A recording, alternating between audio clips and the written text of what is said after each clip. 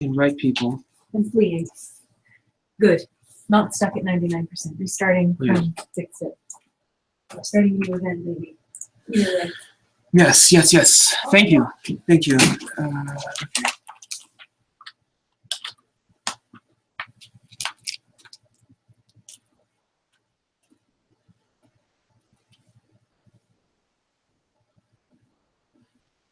Hello, Ilia. Hey, it's live. Excellent, excellent. Well, we've been having some technical difficulties in getting people to join, and I'm going to invite everybody else.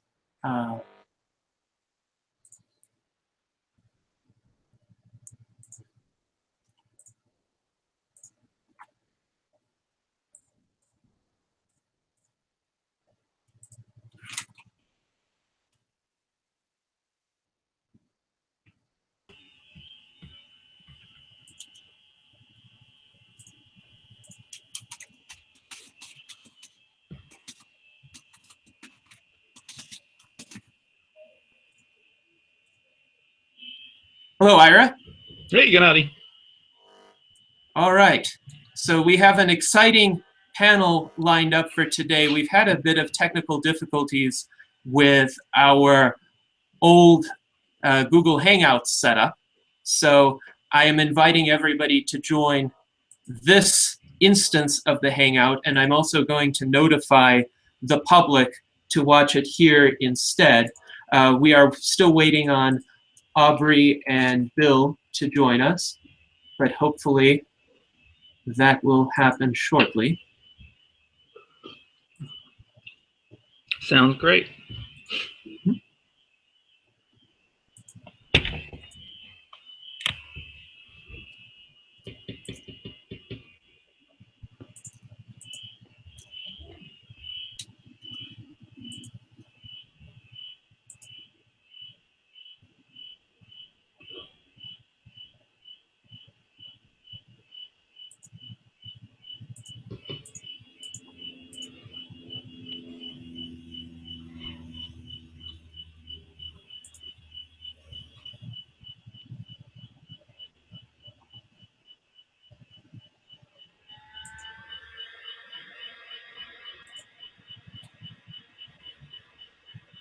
What are all those trophies, Gennady? Well, those trophies are an accumulation of many years. Some of them are from math competitions, some of them are from debate tournaments, some of them are from speech tournaments, a few science awards, and professional insurance designations. Excellent. Excellent. Hello, Bill here. Yes, hello, Bill. Good to see that you've been able to join, and now we're just waiting on Aubrey. So, I got to tell you, I'm the only one here in the building, and we are getting FedEx and UPS deliveries. That's why I'm late getting on right now. I just had to go accept the delivery, so I might have to leave during this meeting to do that if the doorbell rings. All right. So I am just going to notify the public that we have shifted to a new live stream.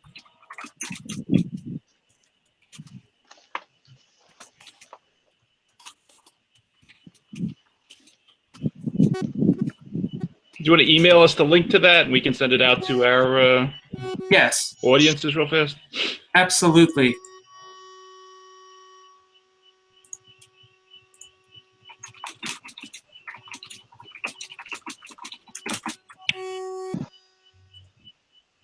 Yes, I just sent that out. Okay, awesome. So.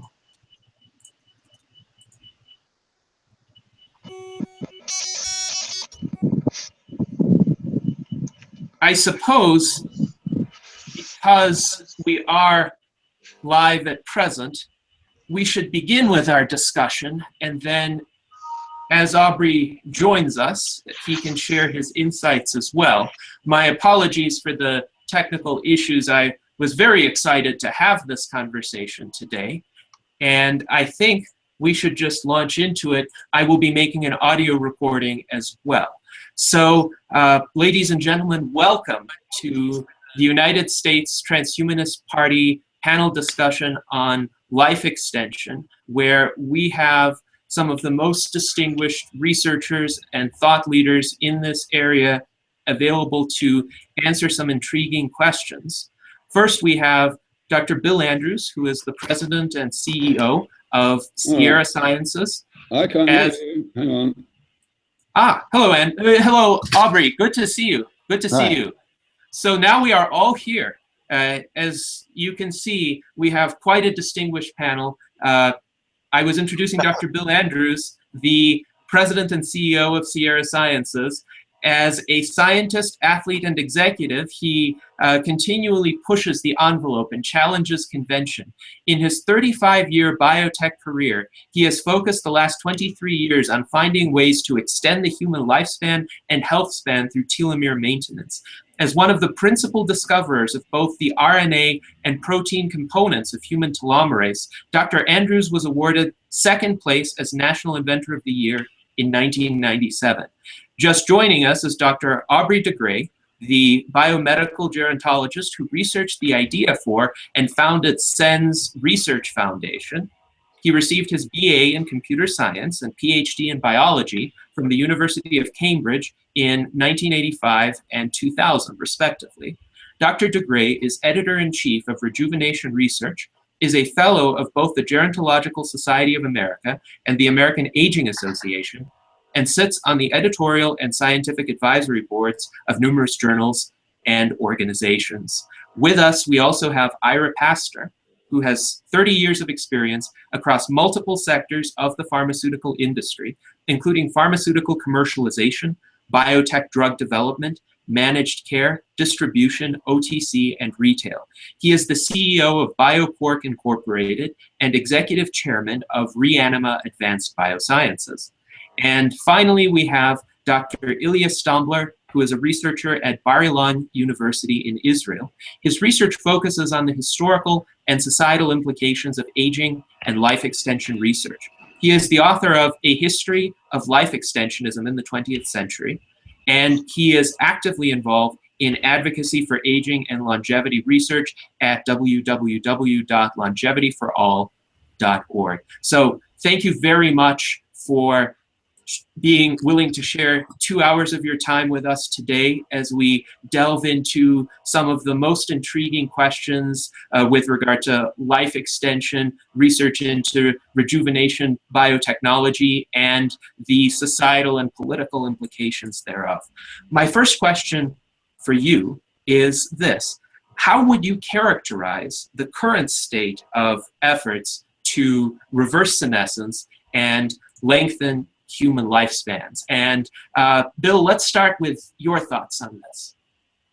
Well, as far as the present state of things, I would say it's going too slow. We're way behind schedule. But a lot of big breakthroughs have occurred, especially in the area of like killing off senescent cells.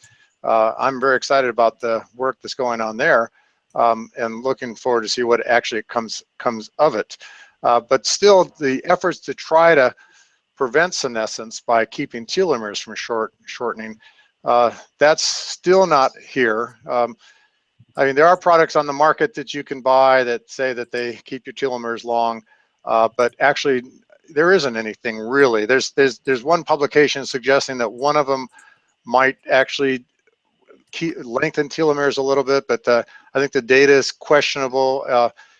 In my own studies, I have not been able to find anything so far that is potent enough to actually stop cells from approaching senescence, just possibly slow it down.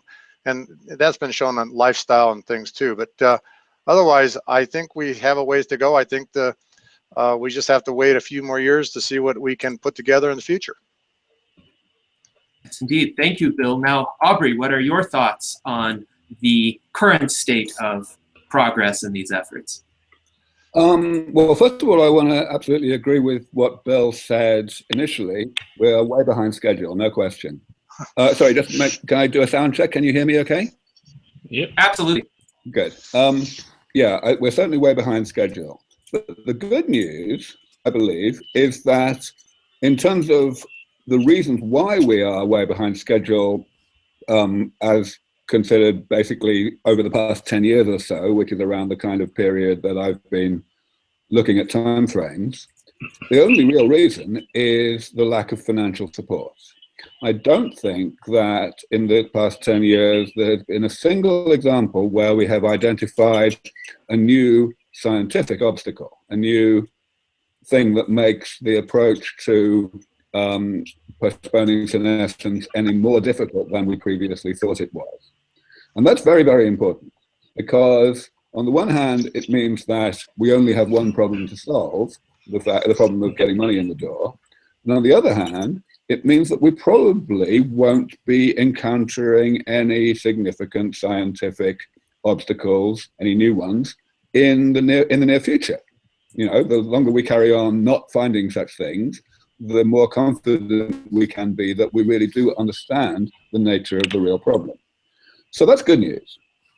In terms of the specifics, yeah, I mean, as Bill says, there's a bunch of ways to go in terms of maintaining telomere length.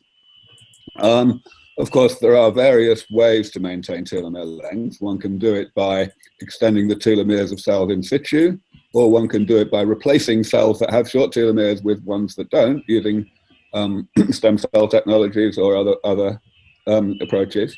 There is always, of course, the concern that we want to ensure that we don't have any unintended consequences by extending telomeres, and the one that everyone talks about, of course, is cancer. But the point is, we always need to be looking out for alternative ways to achieve a particular aspect of the goal, and sometimes things will happen that may change our judgment as to which approach has the greatest promise. I certainly think that we could say that about, for example, the creation of iPS cells 10 years ago, and also the creation of CRISPR more recently. These things have been quite significant game changers in terms of the specifics of how we go about deciding how to attack various aspects of senescence. But if I look at the entire panel as I normally describe it, the entire list of things that we need to fix and the ways in which we can fix them, then I'm very encouraged. I feel that we are now really moving quite significantly, quite rapidly on all of these things, even the really difficult ones. And therefore that as society, in particular those with deep pockets, becomes more positive about this, both in terms of its realism and in terms of its desirability, that the fundamental difficulty that remains, namely the volume of financing, will become progressively less serious, and we will make more rapid progress.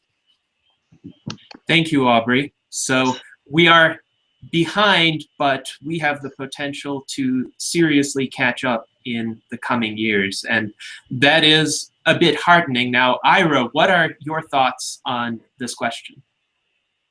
Yeah, I completely agree with Aubrey and Bill's response. I think from from the different baskets, if you think of science and technology, we've definitely gone through that window, and I don't think anyone would disagree that we're not making amazing discoveries and translating them now on a daily basis. I think financially, yeah, I think there's a lot more happening from a funding perspective, whether that is private equity or other sources that are beginning to come to the table and realize, like many other things that come down the path in this industry, that hey, there's something here to throw some money behind nowadays. And you see that on the smaller company level. You see it with larger entities beginning to get involved, whether that be things like Calico and human longevity. So you begin to see sort of the typical patterns that sort of the biopharma industry is known for with regard to the pathway of stuff that comes down the pipe from an idea to discovery to ultimately translation. The one thing that I think we all need to keep our mind on, though, is that ideas are always exciting, and then this is an industry that although it's pretty big and has a lot of it's slow to move, but nonetheless it catches on to new ideas and puts money behind them for a couple of years, and something more exciting comes along. Priorities change. But that being said, I think there's definitely the right translational momentum behind us now, and I don't think thinking the one major risk bucket, which is regulatory risk for all of us, is that's a little bit down the road. So I don't think too many of us have to worry about that at this point in time. But we always have to keep that in mind too, about how sort of some of these non-traditional technologies and ideas, as they get into the registrational arena, are going to be looked at by regulators, and whether they'll be as advanced as we want them to be in their thinking 5, 10, 15 years down the road. Because regulatory agencies are full of really smart people, but they too have to keep up with science and technology as it's happening. So, but I'm fairly positive on sort of industry as a whole, and from a company perspective, that we're definitely making the right moves. All right, thank you, Ira. And Ilia, what are your thoughts on this question?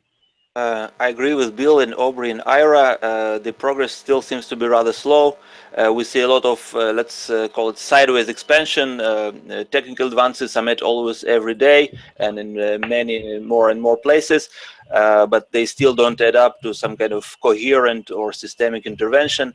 And also in terms of public acceptance, the idea becoming more and more mainstream, more and more people take the possibility of aging intervention seriously, but still it hasn't translated into any substantial funding improvement or actual support or effort. So there's still a lot of a way to go upward. So if we speak in terms of exponential advancement, we're still at the lower end where the advancement is rather hardly perceptible. But hopefully the quantity will become quality, and the curve will become steeper and steeper in time. All right, thank you, Ilia. We are starting to get some user comments. User Aging Reversed says, Aubrey is awesome as always. So Aubrey, that's quite a compliment. And bridging from that compliment, I wanted you to discuss the question of how does the progress in your areas of research compare to your expectations approximately 10 to 15 years ago? Looking back at what you anticipated in the early to mid 2000s, are we approximately where you thought we would be, or are we farther behind than you expected? We are definitely further behind than I expected. I think that my expectation of the amount of progress that we would have made since, let's say, 2004, which I think was the year in which I started making predictions, it's about a factor of 3. I think I would have expected us to make about 3 times more progress than what we've actually made. I do want to emphasize again, though, that I'm really convinced that the only reason we have made less progress than I expected is the financial reason. In other words, I'm confident that if you'd asked me in 2004 how much progress we would make by 2017, and you had also told me how much money I was going to have to make that progress, then I would have come up with pretty much the amount of progress that we have in fact made. So the question then is, what is that? I mean, let me elaborate on that a little bit, because if you had asked me the same question maybe 5 years ago, I would actually have been a fair bit more cautious and more downbeat, because there were certain areas of our work, essential areas, in which by that time, by let's say 2013, 2012, we had made nearly no progress. In fact, sometimes absolutely no progress since 2004, and that's bad. The good news is that there is no such example now.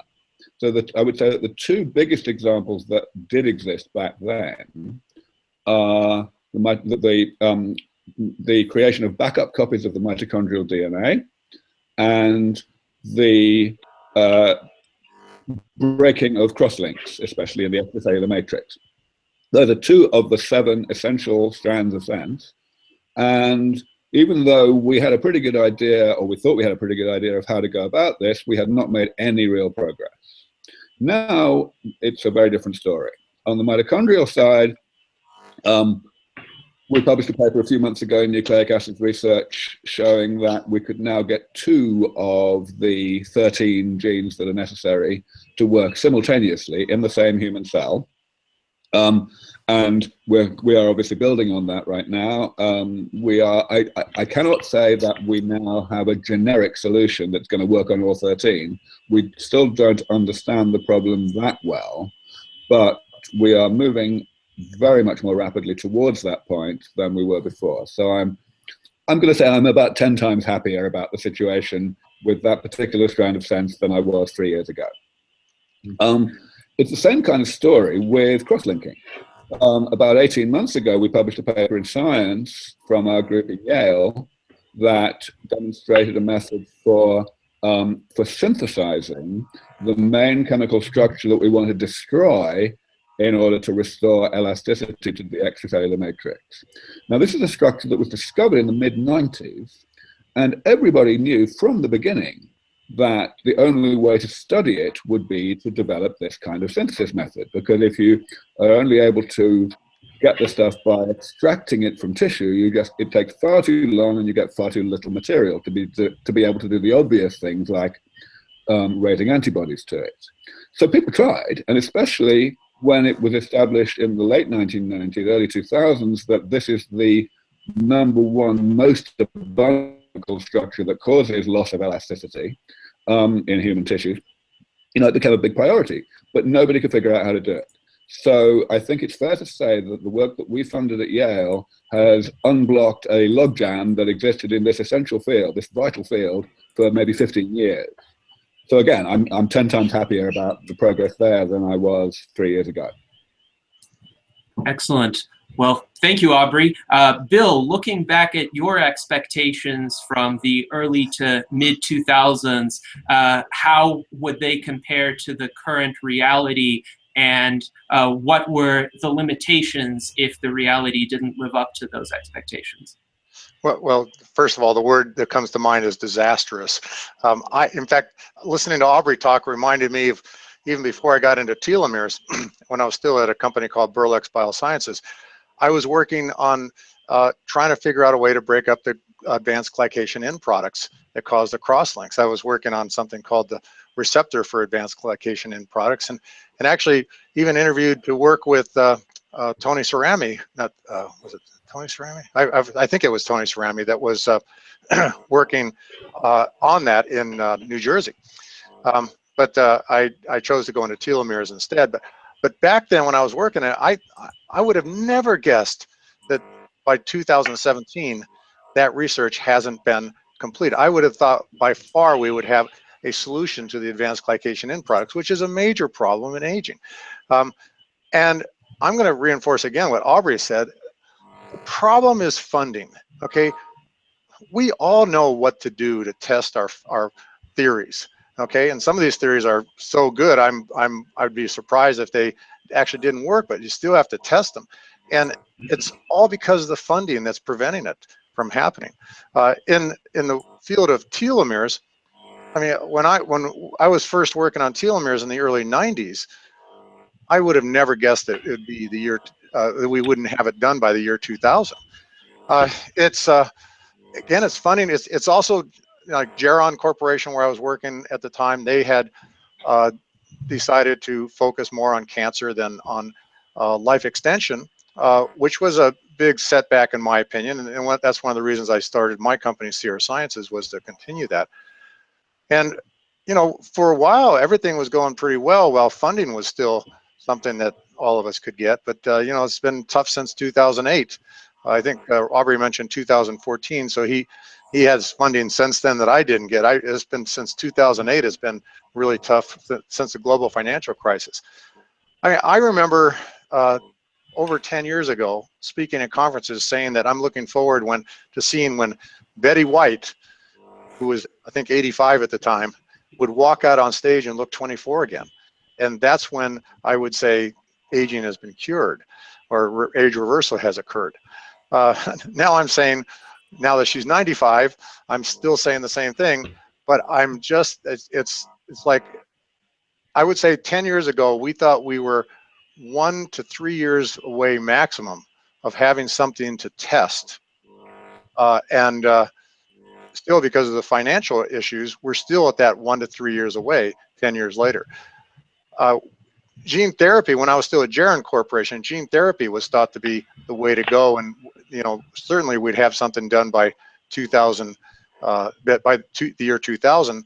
But then so many problems occurred with gene therapy, and the idea that it in itself, gene therapy was at a high, causing cancer at a high rate. And but fortunately, there's new gene therapies available right now that I'm hoping that CRISPR and zinc fingers and other things will start employing to actually be effective there. So I'm a little optimistic that one of the ways, either drugs, developing drugs or natural products, or gene therapy is going to be still 1 to 3 years away if we can get the funding. So yeah, I'm just surprised. If I had to go back to the early 1990s and say, you know, my research would still not be completed by 2017, I would have said, okay, I got to find a whole nother way to start off. It's a whole nother way to research, find funding first and then do the research or whatever. That's it. Well, thank you, Bill. So it seems that a major funding push is needed to catalyze those remaining few years of research, both for you and for Aubrey, in order to make visible progress that the public could then latch onto and see this as an extremely promising field. Now, Ira, what about your expectations in the early to mid 2000s compared to the reality today? It's a good question. I wasn't doing this in the early 2000s, but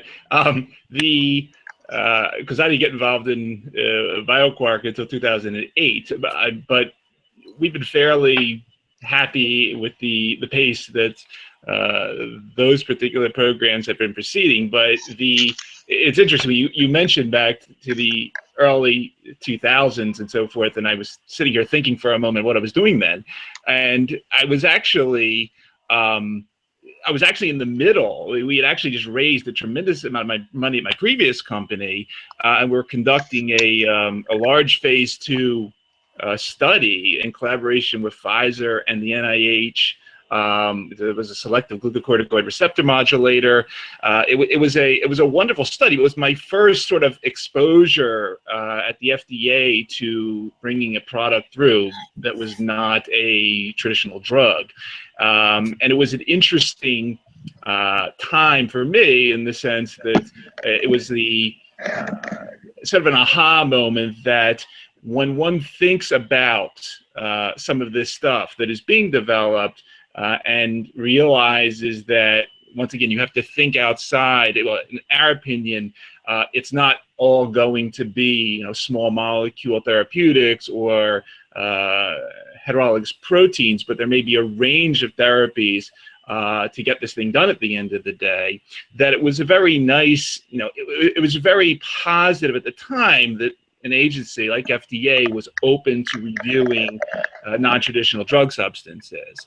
But yeah, so but sort of thinking back just in general, yeah, I mean, it'd be lovely if the things that were happening back then, you know, all had more money and resources behind them. And I think that this is just sort of an underlying theme behind a lot that is going on in this space and continues to. And I think, you know, ultimately it'll all get done. It's up to all of us to creatively figure out ways to fund it. And it's not only going to be your traditional life science private equity sources. I mean, there's going to be, you know, Aubrey's had some very creative financing and so forth. There's going to be many ways to push this through, and I think it's all, you know, upon all of us to look at as many pathways as possible in order to successfully get it done. Yes, and I definitely agree. Creativity and attracting funding and interest to this field is essential now. This is one of the main reasons why the U.S. Transhumanist Party exists, to get the general public to be more aware of research done in attempting to reverse senescence, extending lifespans, repairing age-related damage. And if the public can view those endeavors as favorably as they view the war on cancer or the war on heart disease or ALS today, then I would be pretty confident that the funding would materialize. Now, Ilia, with regard to your expectations 10 to 15 years ago and the reality today, how do they compare? Well, my impression is rather contrary to that of Bill and Aubrey. Actually, early in the century, I didn't expect us to get anywhere. So I'm probably more difficult to be disappointed. But early in the century, the issue, in terms of public opinion at least, the issue was nowhere near the surface. They were just beginning to emerge on the internet. Just a bunch of strange acolytes discussing at the Immortality Institute. In 2006, I was nearly thrown out of the university for uttering the word life extension. My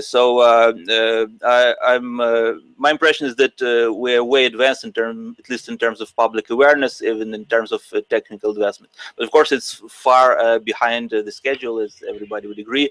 And of course, there is a long way to go. But at least I see a huge stride forward in the last 15 years.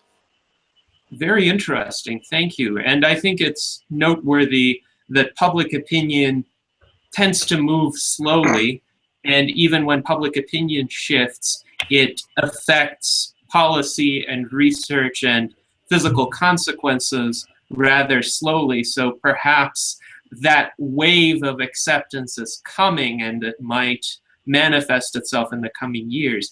Anecdotally, when I speak with people about the prospects for dramatically expanding lifespans, be that to age 150 or indefinitely, I would say about half of the people are mildly positive in their outlook about it, mildly receptive. Many of them might still think it's somewhat of a science fiction possibility, but they wouldn't mind. And then the other half have these very typical reservations about, well, overpopulation, boredom, dictators living forever, and various, let's say, very tenuous arguments that are easy to refute if one thinks about it. But in terms of what we can work with and the obstacles that we are facing, what would you say are the most significant challenges and obstacles that you perceive today, apart from the issue of funding, for achieving serious reversal of biological aging anytime within the next few decades? And I'll open this to anyone to start. Someone else start this time. Well, you just threw us for a loop when you said, besides funding, because the obstacles, as I said before, I think we know what to do, and maybe it's public perception.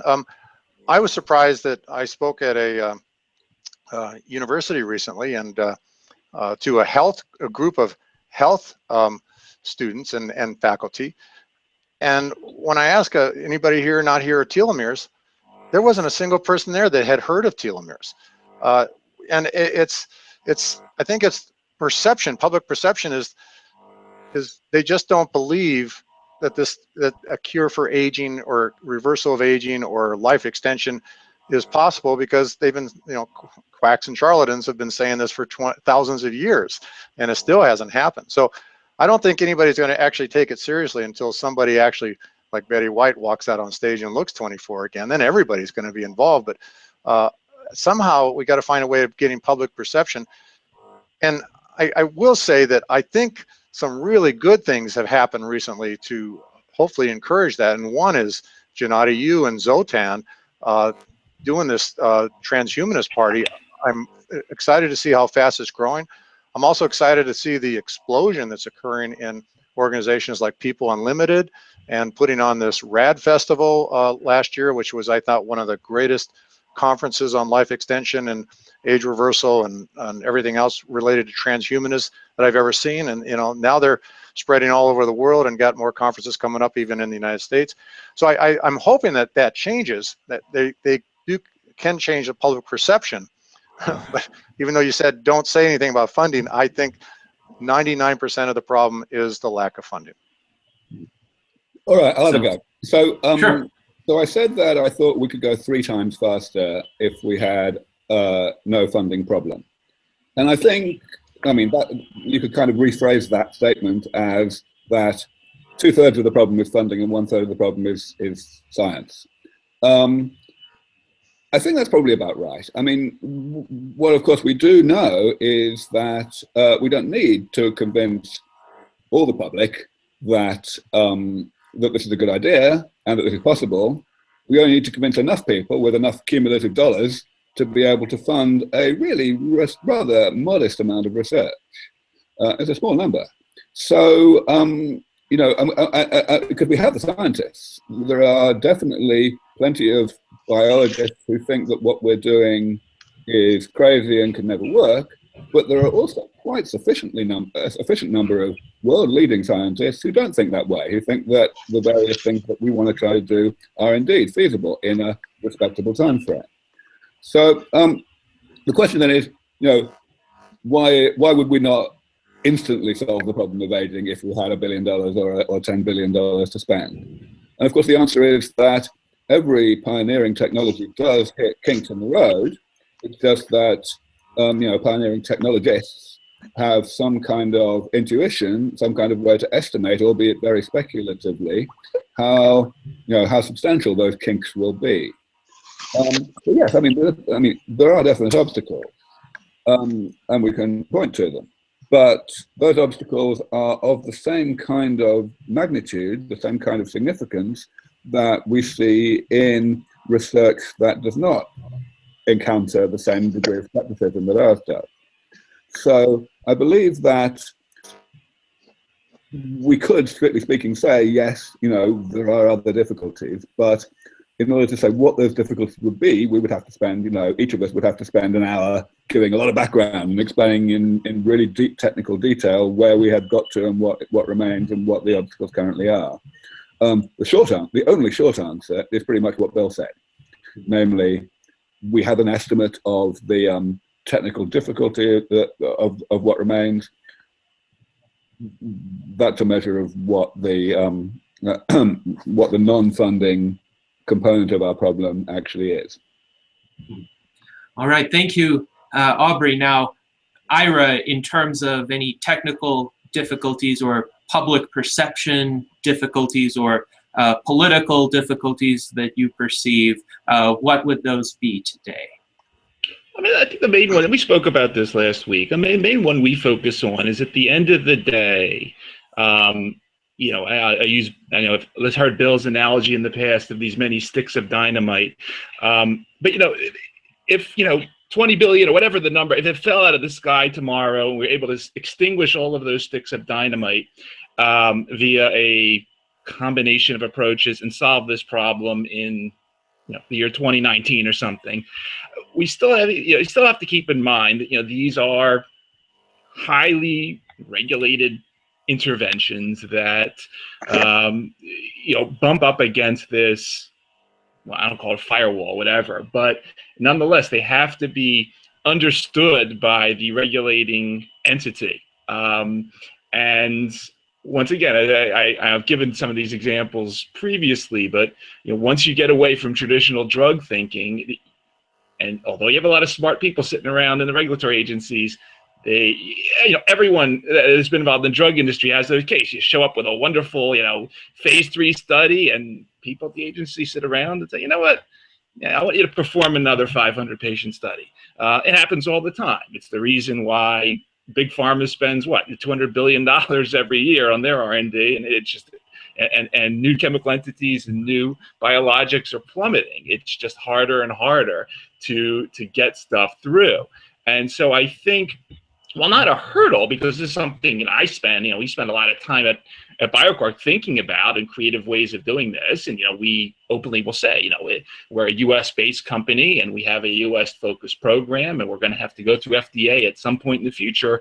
But, there's 200 other countries out there, and this is a unique time in the year 2017 where if you're not exploring beyond, where you are, you're probably doing yourself and your company a disservice. And you really need to think of, we could use the term sort of regulatory arbitrage, where those situations are that can, once you do solve this X problem, whatever it is, aging, complex regeneration, what have you, how you get to market in an efficient way. And ultimately, you have to, you're gonna have to think creatively about this and ways of solving it, because it is, I wouldn't say formidable, but it is an issue, and you really have to understand that the smart people will tell you that as much as, for instance, in our case, the United States represents of the global pharmaceutical and healthcare spend nowadays, 10 to 20 years out, there are many other countries, BRIC plus 20 other developing countries that are coming online very fast. And if you ignore them and you only follow sort of the old model of raising $100 million and trying to push your compound through in the United States, you may be doing a disservice. And you may need to think about Turkey and Panama and Thailand and other places where maybe your drug is not a drug, and maybe there's a 3-year to market time frame as opposed to a 10-year to market. So, a lot of these things, which, as once again, they're not insurmountable, but you have to, in a 2017 world, be cognizant of and come up with a plan on how to focus beyond sort of your home territory. Yes, indeed. Very good advice to entrepreneurs and researchers in this area, Ira. Now, Ilia, I also wanted to ask you with regard to any technical and attitudinal obstacles that you perceive. And I would also like you to frame your answer in the context of the improvement in public perception that you've observed over the past decade and a half, in terms of what you think contributed to that improvement in public perception. Okay, yes, indeed, there are still large obstacles both on the technical and perceptual side. On the technical side, I would name one. We speak about the cure of aging, but what does it actually mean? There is still no agreed definition what aging is in clinical terms. How do you diagnose it? And without such a diagnosis, it's very difficult to provide an intervention. That's I think is still one of the major technical drawbacks. And in terms of advancement, this problem is getting recognized. That's the major advancement. We speak about recognizing aging disease. Actually, senility or aging is already in the ICD, already in the International Classification disease, but nobody is doing anything about it because nobody knows how to diagnose it and how to provide indications for it. So basically what the WHO is wanting in its recent global strategy and action plan on aging and health is they want us to develop the sets of criteria for healthy aging, they call it, but we can call it just aging, basically to show them what do you mean by aging, how to measure a successful intervention into it. So that, I think, is a major advancement. A couple of days ago, I published a paper on recognizing aging as a treatable medical condition in aging and disease. So you're welcome to refer to it. It has all those policy frameworks that we can exploit. And in terms of public perception, a lot of people begin to understand that intervention into aging is possible, but still there is a block, a cognitive block between understanding it and doing something about it. So I guess the big challenge will be to transgress this block, to somehow getting people from their mind to their hearts and hands. So I don't know how we're going to do this, but that will be a challenge. Yes, indeed. Thank you, Ilia. By the way, I did read your paper. And I would highly recommend it to others as well. I will try to post a link to it after the conclusion of this panel discussion. It's a fairly concise paper, but it outlines the issues quite thoughtfully, I think. So with regard to public perception, I'm also seeing a lot more people becoming aware that this is a problem, or at least an interesting area of discussion, not just in the popular press, but for instance in actuarial publications. I'm a property and casualty actuary by specialty. Actuaries tend, on the whole, to be quite cautious and conservative, not in political terms, but in terms of, let's say, treating major changes with skepticism. And yet, I have seen multiple articles in magazines published by both American and British actuarial organizations discussing, for instance, Aubrey's research or the possibility of living past 200 or past 500 or past 1,000. And of course, for life and pension actuaries, there's a great deal of interest right now in even the gradual expansion of life expectancy that we're seeing today. So all of those are hopeful signs that we're getting people who are not generally ahead of the curve in technological innovation, but who are intelligent, who are extremely professional, who are extremely thoughtful to recognize this space. I wanted also to mention a comment by a user in relation to what we've discussed. Aging Reversed says, most people I talk to, including religious people, are okay with not aging.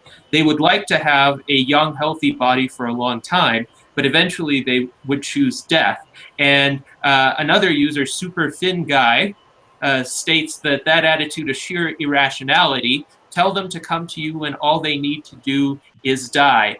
Aging Reversed replies, it's okay if they really do want to die eventually. The important thing is they want to have healthy young bodies instead of aging. Our common ground is to be young and healthy, not to be immortal. Well, I want to live indefinitely. I want to live for as long as I possibly can. But it was interesting during RADFest in 2016, which Bill mentioned, I was selling copies of this book, Death is Wrong, the illustrated children's book on indefinite life extension. And I was approached by a very conservative Christian older gentleman. And I actually managed to get him to purchase a copy of the book, but he was disputing my core premise that death is wrong. And he said, well, it's the natural way of things, it's God's will. But he supported incremental victories against disease and incremental expansions of lifespan. So eventually, after about 15 minutes of conversation, I asked him, would you be fine with science and technology figuring out a way to make us live to be 200 or 300? And he said yes. So at that point, I told him, you and I are allies, at least in the short and intermediate term. And once we get to that level, you might have a different perspective on how long you want to live. But in the meantime, we share very similar goals. So that may be a way to get people on board who might not be immediately comfortable with indefinite life extension, but who might be comfortable with incremental life extension. Of course, for me, that's just a mechanism to get more people to accept what I want, which is indefinite life extension. But I am curious as to your thoughts with regard to persuasive tactics and what you found to work and not to work. Okay, yeah, let me chime in on a couple of those things. I want to first of all come back to what you said about actuaries, because I have the good fortune that these days I do get invited to speak to actuaries and people in the life insurance industry and in the pensions industry and so on quite frequently.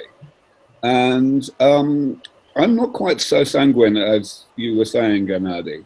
It is true that when I talk to groups like that these days, I get a much more serious hearing than I used to a decade ago. It's clear that these people want to think about this. They understand that it's not something they can completely ignore. That's good, certainly. And certainly that is reflected in what you said about the, this kind of idea appearing in publications from such industries. But there's one big red flag, which is that actuaries get paid by people like life insurance companies, pensions companies, people who have already made very large bets on the continuation of past trends.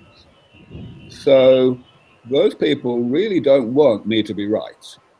And the actuaries, therefore, have a really huge vested interest in not thinking too hard about what I'm saying, because if they did, they might come to the conclusion that I am right, and then they would be out of a job, more or less. They wouldn't be saying what the people that pay them want to hear.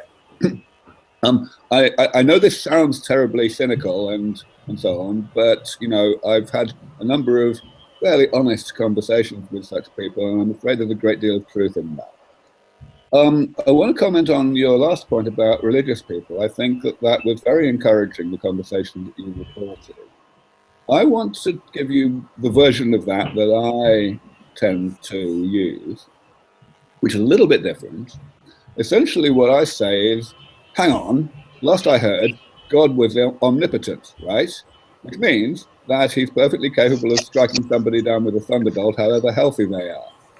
And therefore, when I speak to religious people, I always start out by emphasizing that we don't work on longevity, we work on health. And the longevity is a side effect that is under God's control as to whether it actually is a side effect.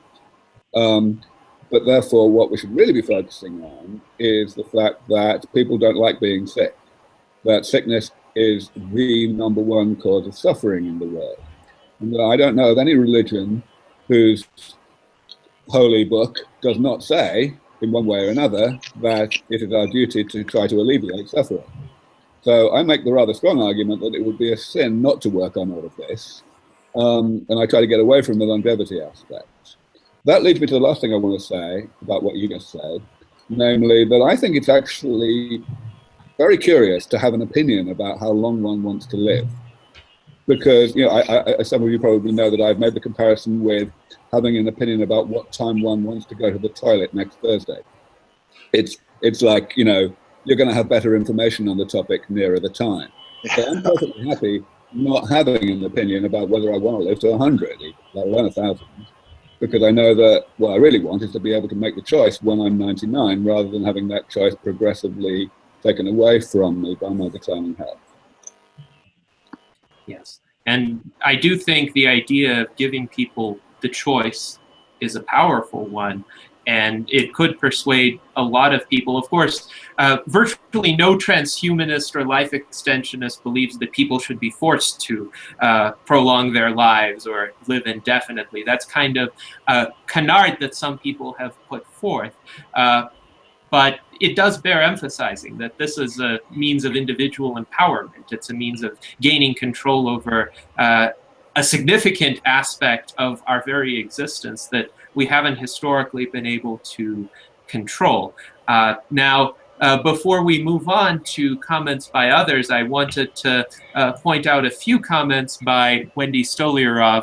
She says, life insurance companies would love it if no one ever died, just like car insurance companies would love it if no one ever crashed. Premiums forever, but you never have to pay out anything. It's perfect. And on the one hand, that would be great for profitability in those particular lines of business. On the other hand, I think in a lot of established industries, and this is also true of the insurance industry, there is fear of short-term disruptions, which could be quite major if products have to be restructured or all of a sudden a particular operating model no longer reflects reality. So there are these short-term fears. There's really a one-word answer to Wendy, which is hedging. Insurance companies have life insurance, but they also have annuities. You know, and there's a corresponding examples across the board. Yes, yes, indeed. So with an annuity, if somebody continues to live for tens or hundreds of years longer, the insurer will have to pay out. I do wonder, though, in a world where we do have radical life extension, we're also going to have radical technological progress in other areas and so much abundance that perhaps the income those insurance companies would be able to get from other sources would dwarf any of those old annuity obligations. But in any event, I wanted to hear the other panelists' thoughts on effective persuasion techniques. Ira, Bill? Yeah, I'm actually got to confess, I'm so impressed with Aubrey's toilet analogy that I forgot what the question was. What's the strategy for dealing with what? For persuading people to be more receptive to the possibility that lifespans might get dramatically longer in the future.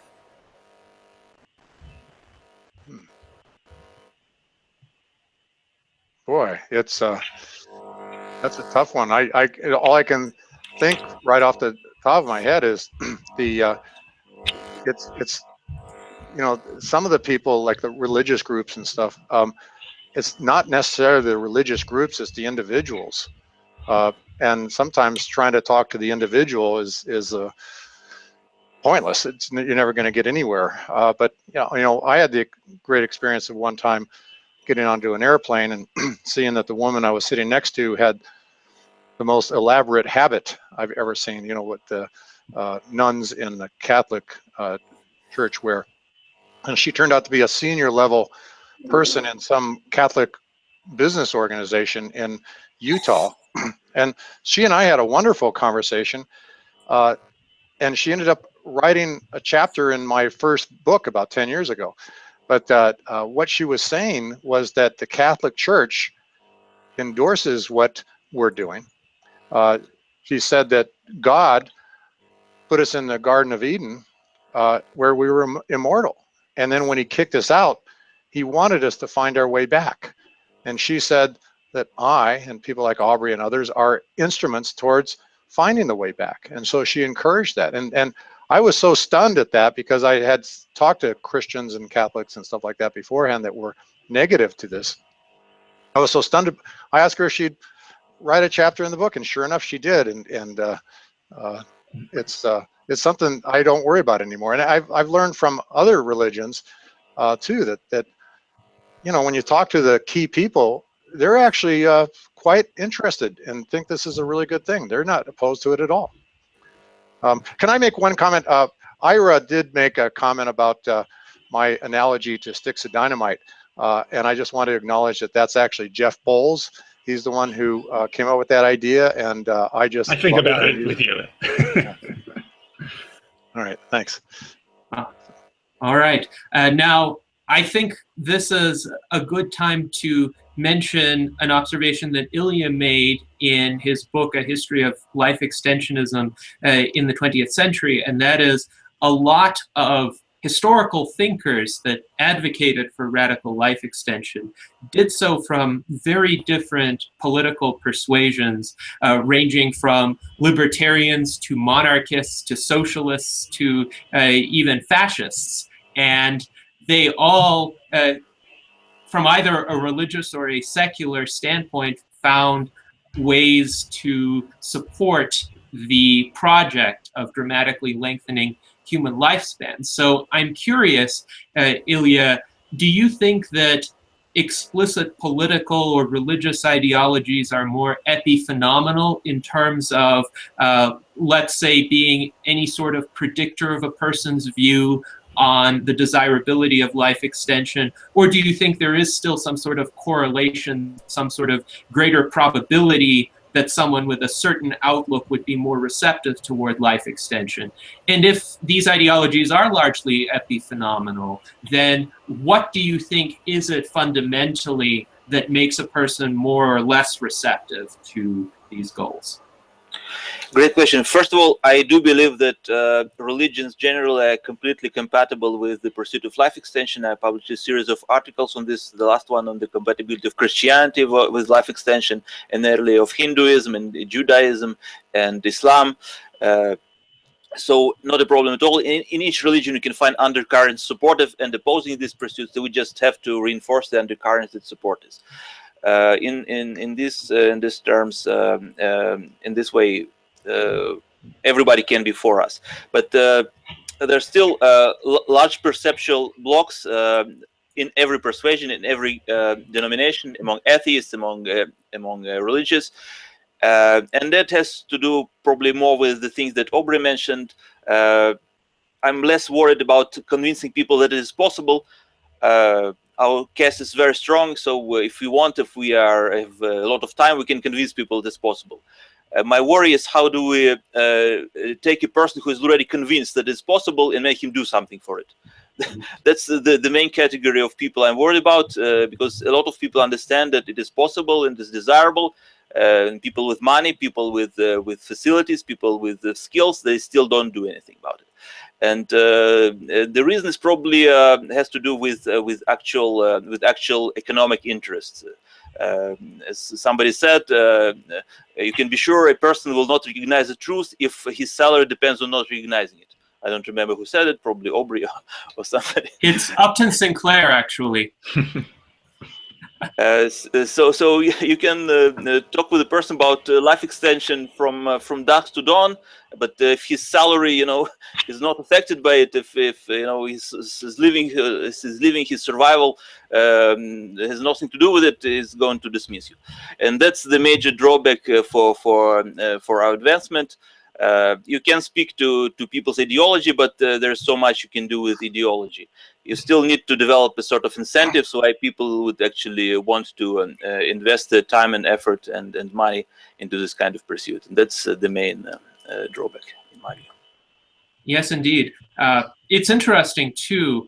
A lot of wealthy entrepreneurs and investors are at least extremely interested in the possibility of living longer. For instance, Mark Zuckerberg has just launched his project to cure all diseases in the 21st century, and it would be interesting to see how his money and his influence will affect this space. And of course, Google started Calico in 2013. Calico has been quite secretive about its actual work, so I can't really comment on anything that they're doing. But I also wonder, will anything materialize from this now that these individuals with resources have started to do something about it, even though they haven't quite told us what that something is?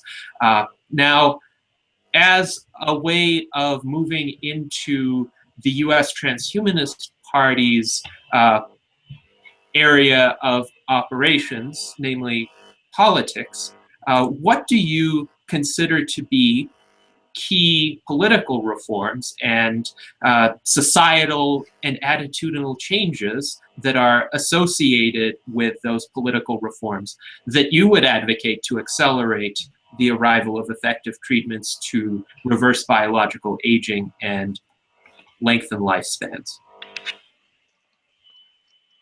Well, let me say that. Ira? Okay. Oh, did you want Ira to go first? Anyone who wants to begin. Go, Bill. I'll call after you.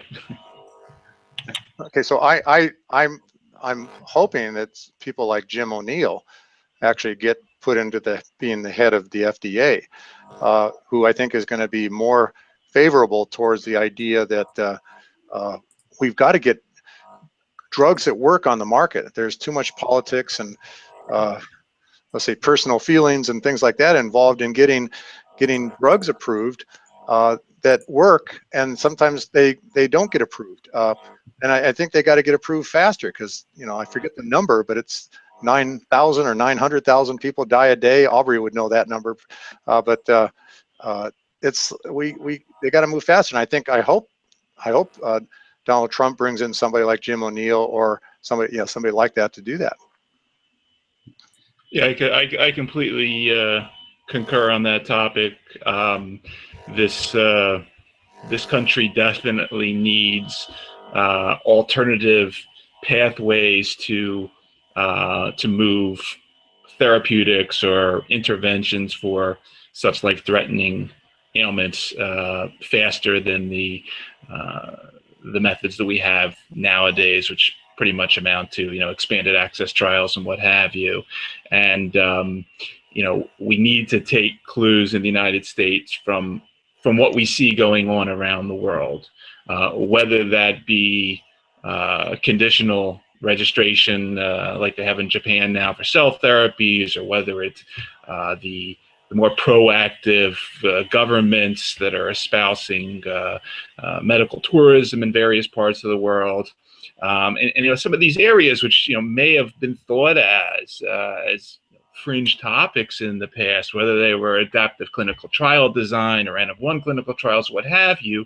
I mean, you only have to look now at China and what Merck did a couple months ago, where basically, you know, they collaborated, you know, the 5th largest drug company in the world, collaborating with the Chinese government to make, you know, one of their monoclonal antibodies, which approved for one indication on the mainland, available for any other oncology indication on this small island off the coast of China.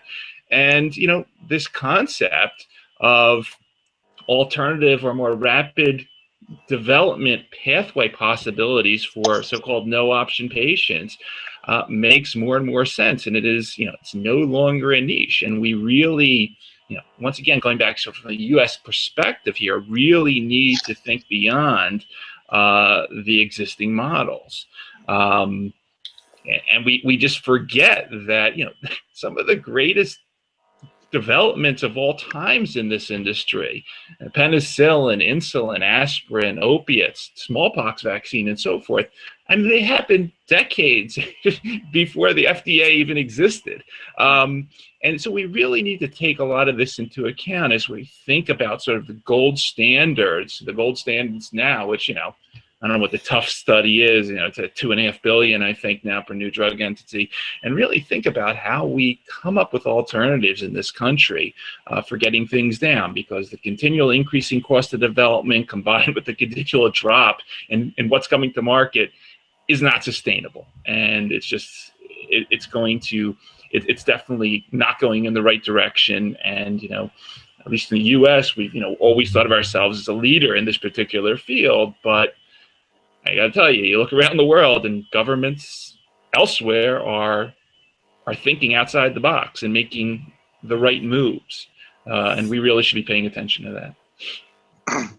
Yes, thank you, Ira. And definitely the cost of getting a new drug introduced, available to patients, including even terminally ill patients in the United States, getting that cost contained is extremely important.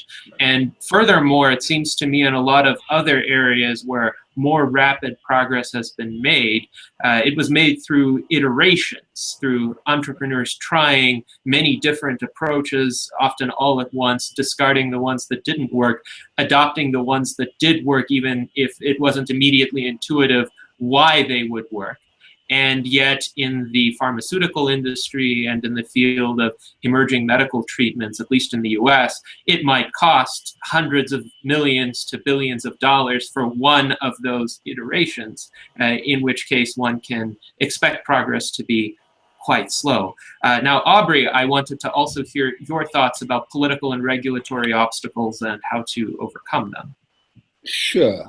And I guess so let me declare my relevance to the US. I obviously am originally British, but I'm now a permanent resident of the US, even though I'm a British citizen, and I spend almost all my time here now. I think the important thing to remember is that there is a difference between what a minor political party, in terms of actual votes, can do in the short term versus what they might be able to do in the long term. It's certainly, I'm all in favor of the appointment of techno-visionaries to senior roles within government, whether it's in an elected capacity or in an appointed capacity. However, we have to remember that there are huge numbers of checks and balances in the way that policy works. Both the formal ones, you know, like the interactions between the three arms of the US government, for example, and also more kind of de facto ones where people listen to each other. And what this means is that there is a huge bias in favor of the status quo. In general, the people who have vested interest in the status quo greatly outnumber in terms of sheer numbers and also in terms of power, the people who have vested interest in change. So We must not overestimate the impact that, for example, the appointment of Jim O'Neill to the head of the FDA would have. It's easy to say, oh, this would be wonderful, it would change everything. In fact, I think realistically, even though it would be a great thing, it would probably have a relatively limited impact in the near term. And what this all revolves around, I believe, is the fact that there's one component of politics in which there are no checks and balances, namely the opinion of the general public, the people who actually matter to elected officials. At the end of the day, we all know that elected representatives have one priority in life, namely to get re-elected. And if we don't, and they will not do things that they perceive as vote losing. Therefore, we always have to focus on the general public first and recognize that the way that policy changes is overwhelmingly a consequence rather than the cause of the way public opinion changes. Now, what that means in the near term, I think, for a progressive organization like the US Transhumanist Party, and I think this applies across the board in any country that's a democracy at least, and that maybe even beyond that, what that means in the near term is that a party that has a limited degree of support can leverage that in not just the corridors of power, but also the media to gain more support. And I think that always needs to be the priority for certainly for the US Transhumanist Party, to think, how can they use their position as an established party, but a small one, to gain greater exposure and legitimacy and credibility for the efforts that the people like me and Bill and so on are engaged in. Yes, thank you, Aubrey. And indeed, I completely agree with your advice for the US Transhumanist Party efforts at public outreach discussions like this one, but also deliberations about what the ideal policies might be for advancing a future where emerging technologies are readily available and widespread. That has been my focus over the past 3 months. It's interesting, there is a user, Invocare Lemon, who commented, we need to organize as a party, have a platform promoted. That is in fact what we have been doing over the past several months, holding votes on platform planks suggested by the members and trying to formulate the kind of vision that we want to articulate to the general public, the policies that we would support to help advance technologies, both in the realm of rejuvenation, biotechnology, and in other realms, for instance, space colonization, vertical farming, blockchain, advances in privacy, artificial intelligence. And I agree, leveraging public opinion is extremely important. Now, I wanted also, hey, yes. Gennady, can I make an observation? Something.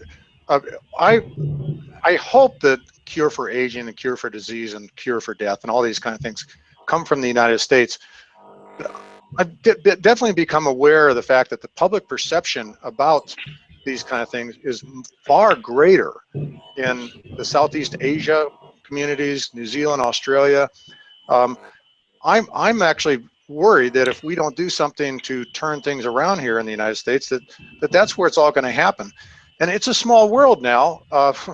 You know, a lot of my medications, supplements and stuff like that, I buy directly from New Zealand or South Korea and have no problems getting it here. And so if one of those other countries do come up with the thing that we all are dream of having, I don't think anybody in the United States is going to not order it from the other country. So I think the United States has to turn around fast or be left out.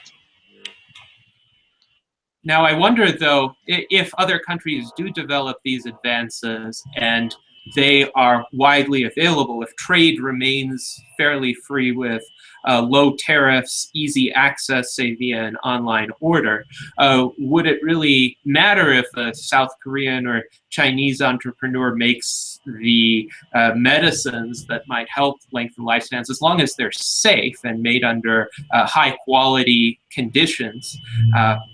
In my view, that is actually a big reason to support cosmopolitanism and free trade, and to encourage research efforts in other countries to work in parallel with research efforts in the United States.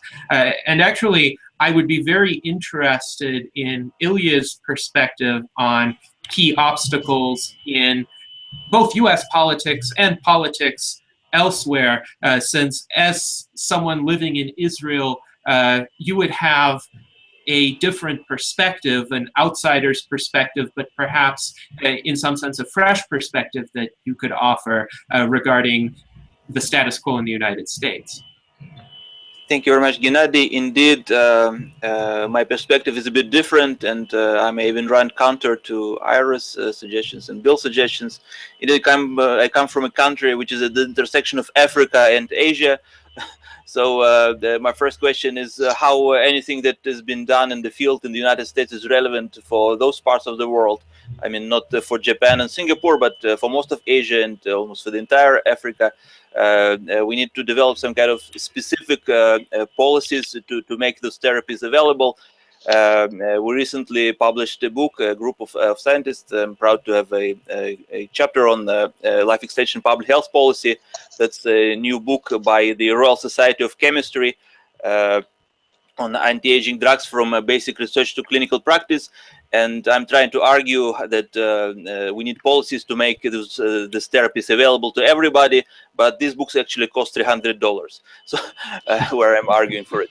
So we do need to do something about it. I also come from a country that has socialized medicine and also one of the best public health systems and one of the highest life expectancies in the world. At least for women. So I'm not entirely sure that radical softening of regulation or deregulation is the way forward to provide effective therapies. I would rather advocate for better, more science-based criteria, especially preclinical criteria before we go into clinical trials or human trials. But still, we need to raise this issue at least for discussion. There's also the obvious issue of public entitlement. I would advocate establishing massive publicly funded programs for research and development of life-extending therapies, as that would give people entitlement to the results of such therapies rather than leave everything to the private sector. So these are policy I would advocate is more relevant to Israel, and which was recently a developing country. Very interesting. Thank you, Ilia. And of course, transhumanist political attitudes exist on a wide spectrum. On the one hand, many transhumanists, including myself, are libertarians. On the other hand, a lot of transhumanists also advocate for making the anti-aging treatments available broadly to the public, including through governmental means. For instance, when the Transhumanist Party conducted its vote on the Transhumanist Bill of Rights, members pretty much overwhelmingly favored some sort of system of universal health care without specifying the details of that system. And Aubrey, one of the points you have made in many of your appearances is that once effective rejuvenation treatments become available, the costs to governments of deploying those treatments would be significantly lower than the costs of paying pensions, possibly indefinitely, to people who are biologically old and who are frail and who might be hanging on by a string. It would be more economical, perhaps, to cure them of their ailments than to just pay them pensions in their present state. Would you like to perhaps share more of your thoughts about the question of how much government involvement would be desirable or optimal in promoting the widespread dissemination of life-extending treatments? Sure, yeah. I mean, you've covered part of it.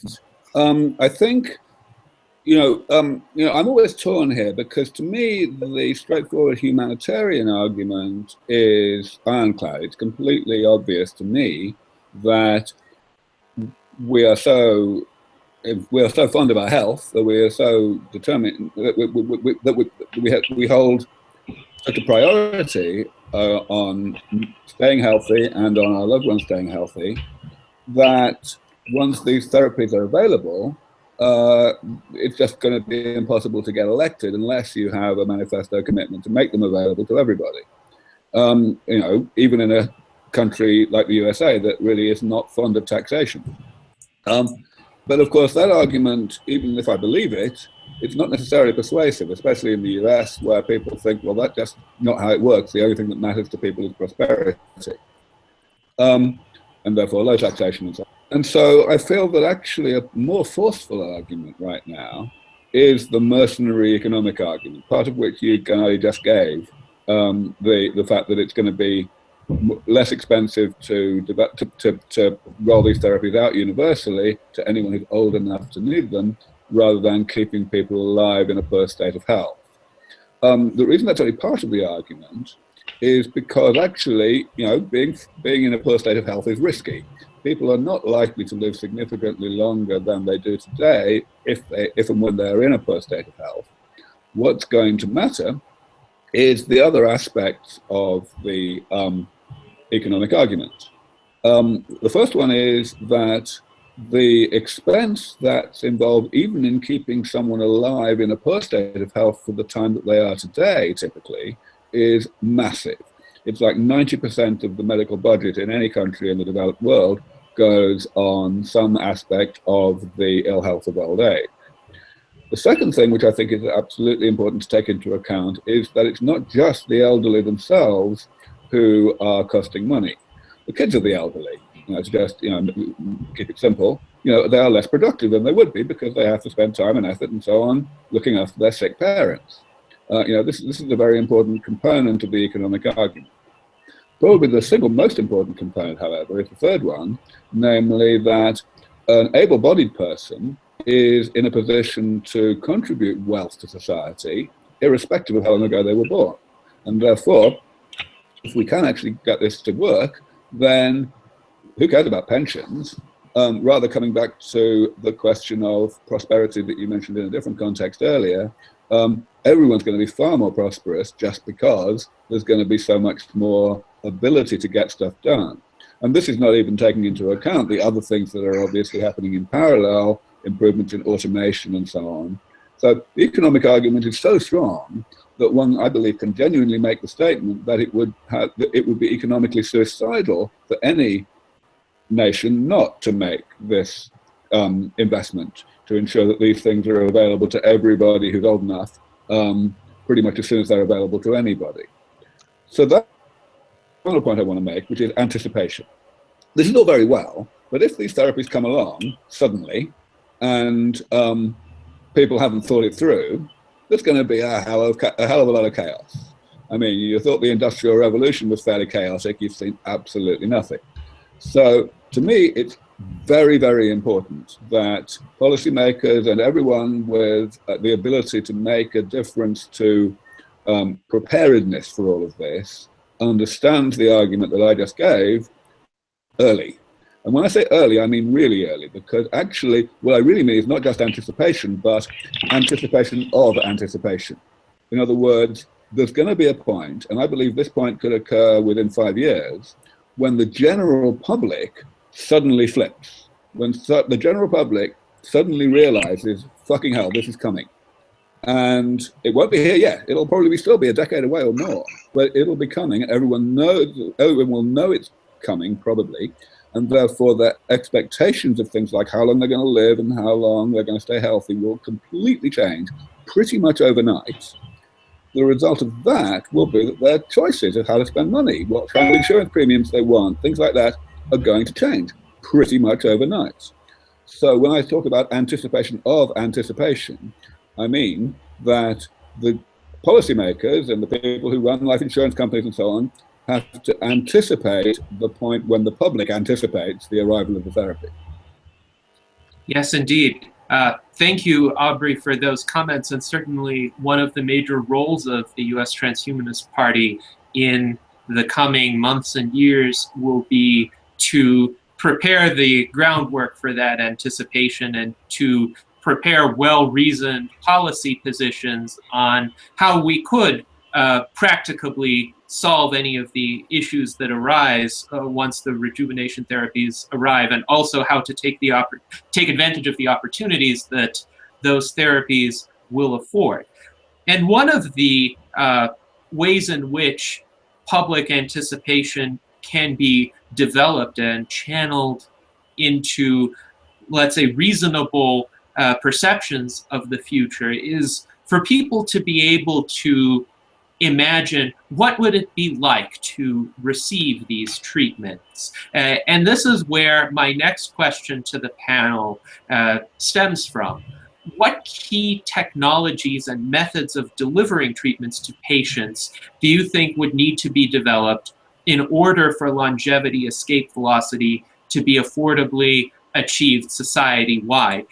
And I'd like you to think about this from a patient perspective. Let's say somebody is middle-aged, circa 2030 or 2040, and he or she says, I want to take 10 years off of my biological age. And assuming your respective research endeavors are quite successful by that time, what would that person's experience be like? And where would be the opportunities of making that experience quite affordable for the average consumer?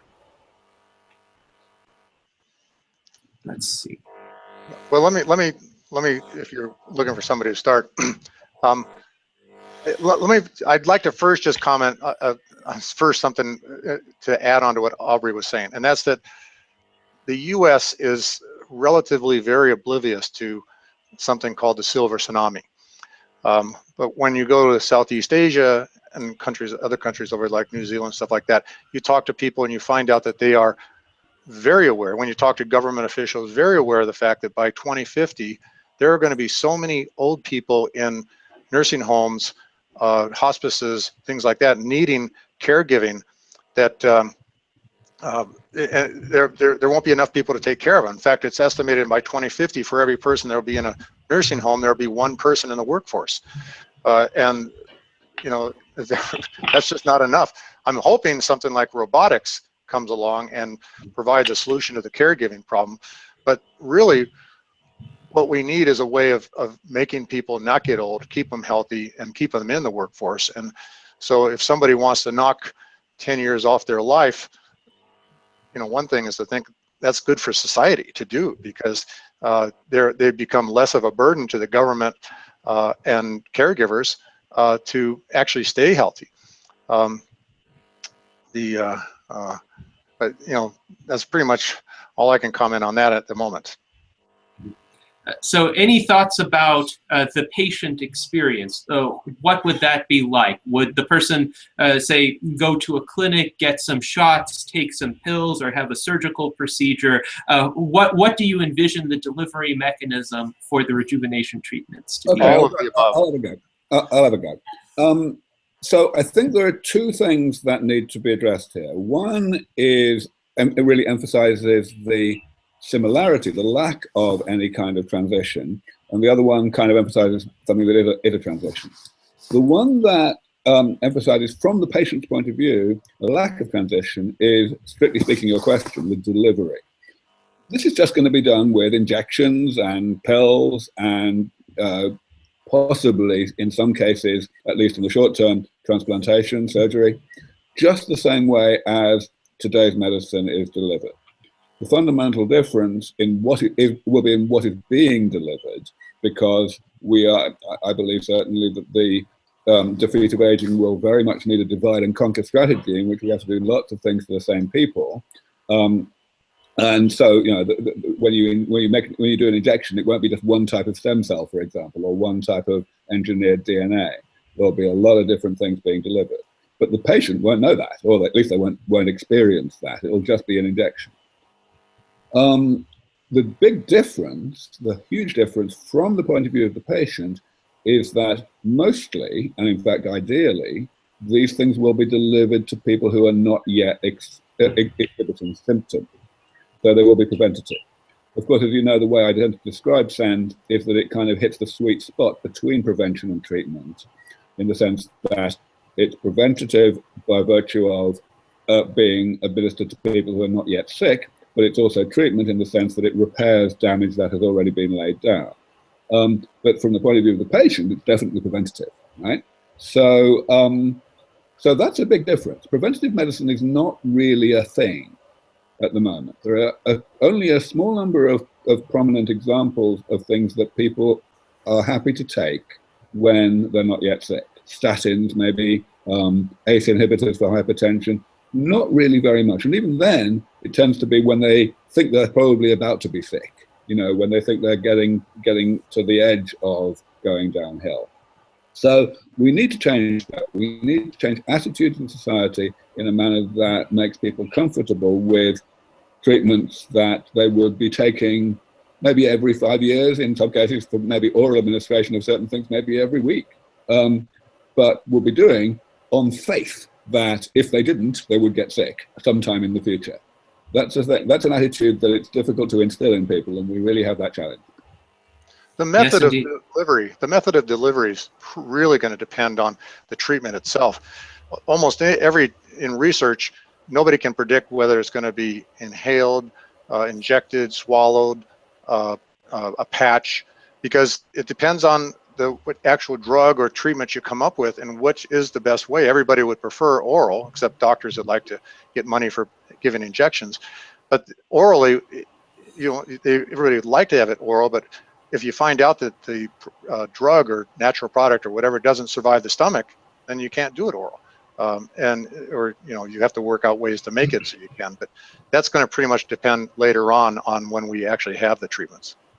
You know, I would agree with Aubrey and Bill on that. I think you're going to have a bunch of administration vehicles that exist today. That, you know, some which, you know, many which will be drugs, some which, you know, we sort of use the statement regenerative healthcare as opposed to regenerative medicine, some which may be classified as dietary supplements, some which may be food, medical food, you know, who knows? I think there, you know, once again, the answer is going to come in a range of approaches at the end of the day.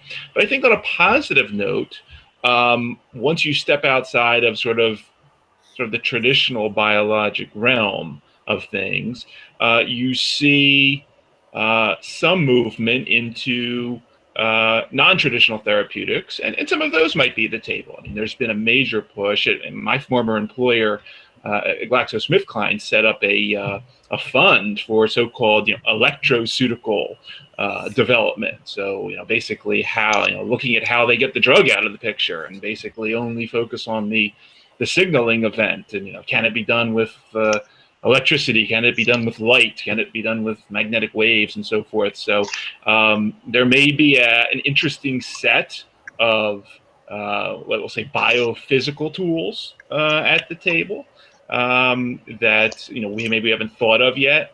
And at the same point, you have, you know, there's other areas that just, you know, exist nowadays. I'm not saying they'll be part of the puzzle, but keep in mind, you know, a couple of years ago, both, you know, at least in the U.S., both, you know, leeches and maggots were formally approved by the FDA as medical devices for the healing of, you know, the non-healing skin wounds. So there may be weird stuff out there that also comes to the table along the traditional, but at the end of the day, for the most part, it will be more in line with what you see nowadays.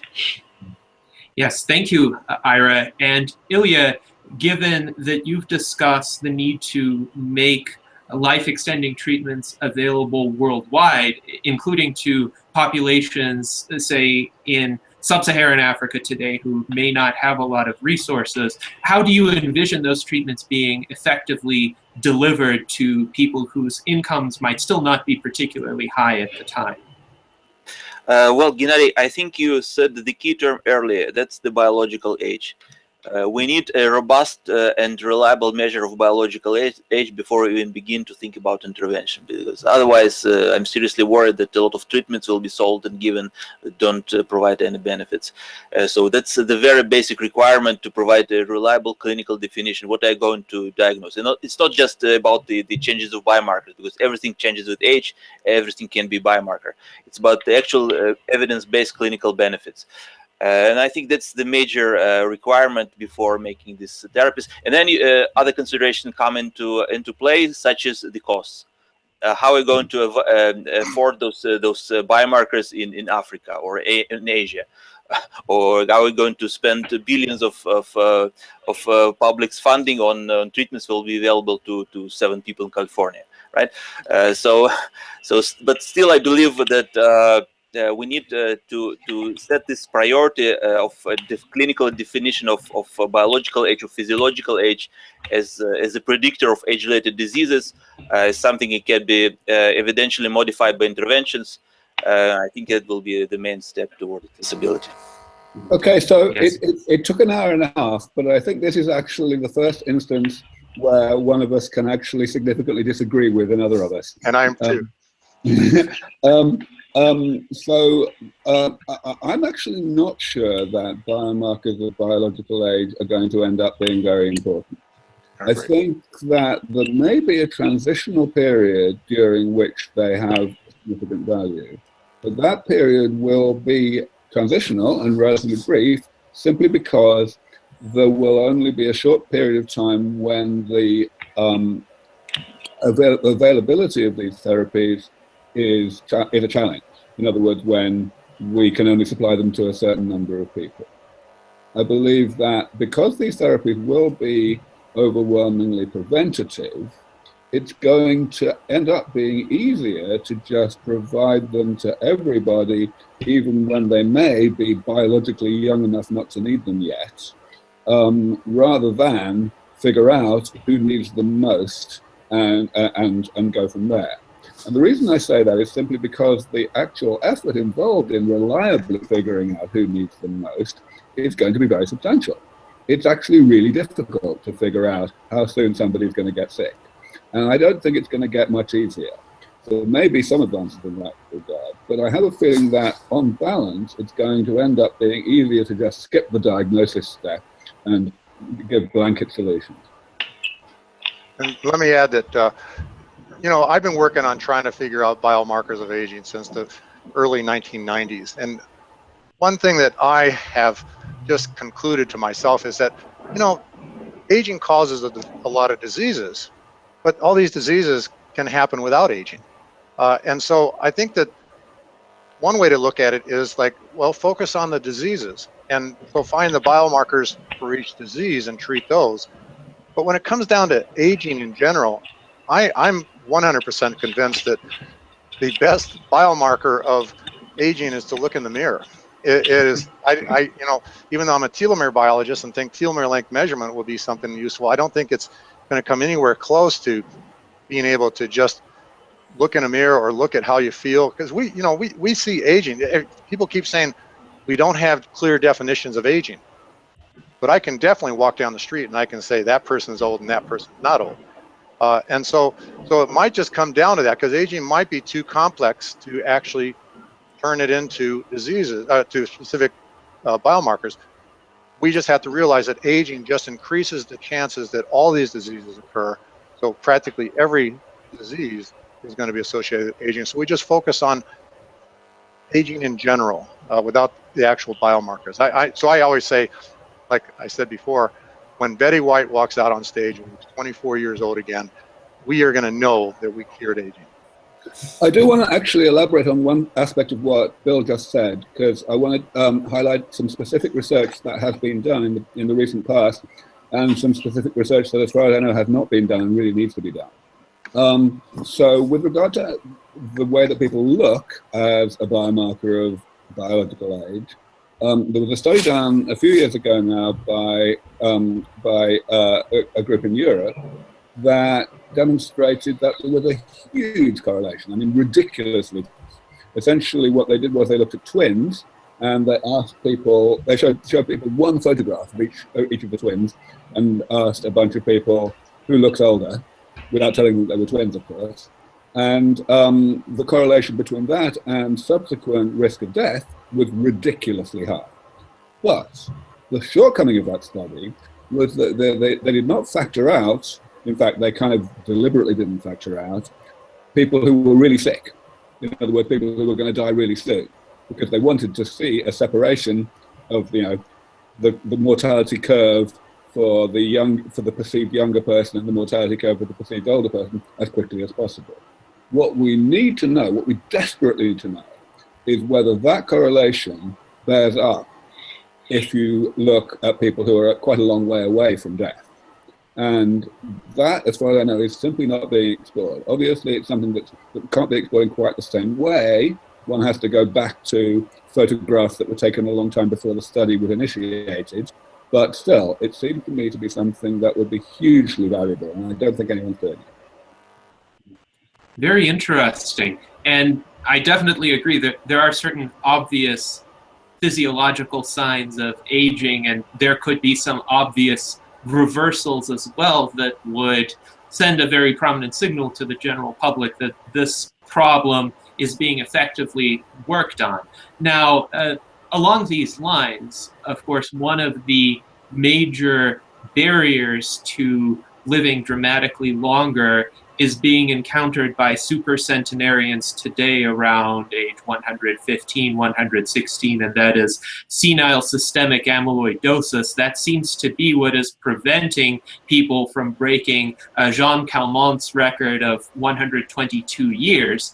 And I'm curious as to your thoughts regarding where you see progress or lack of progress in that area, and where do you think it would be possible to focus on in order to solve that particular problem, just so that we could have a proof of concept of someone living to 130 potentially, which could really attract public attention. So I'd probably better take this because we've done a bunch of very specific research in this area. And the research was inspired by a terrific non-biologist who's one of these kind of autodidacts like me, named Stan Primmer, who is by profession a computer programmer, but he worked closely with the Gerontology Research Group several years ago, and in particular focusing on their interest in supercentenarians. And once the autopsies of half a dozen supercentenarians gave rise to the result that you, Gennady, have just outlined, Stan put a lot of work into identifying ways forward. And what that ended up resulting in was two quite substantial research programs that we at Sense Research Foundation initiated. The one that I should probably focus on is the one from Texas, in which we were trying to identify antibodies that would address the problem of senile systemic amyloidosis. The problem that we had to address was how to eliminate the misfolded form of this protein transthyretin, which is the major component of the amyloid in the heart that kills supercentenarians. We needed to basically use this antibody to get rid of the misfolded version, but not to get rid of the version that has an important physiological role. We were very successful. We published the proof of concept study of that work in 2014 in Journal of Biological Chemistry.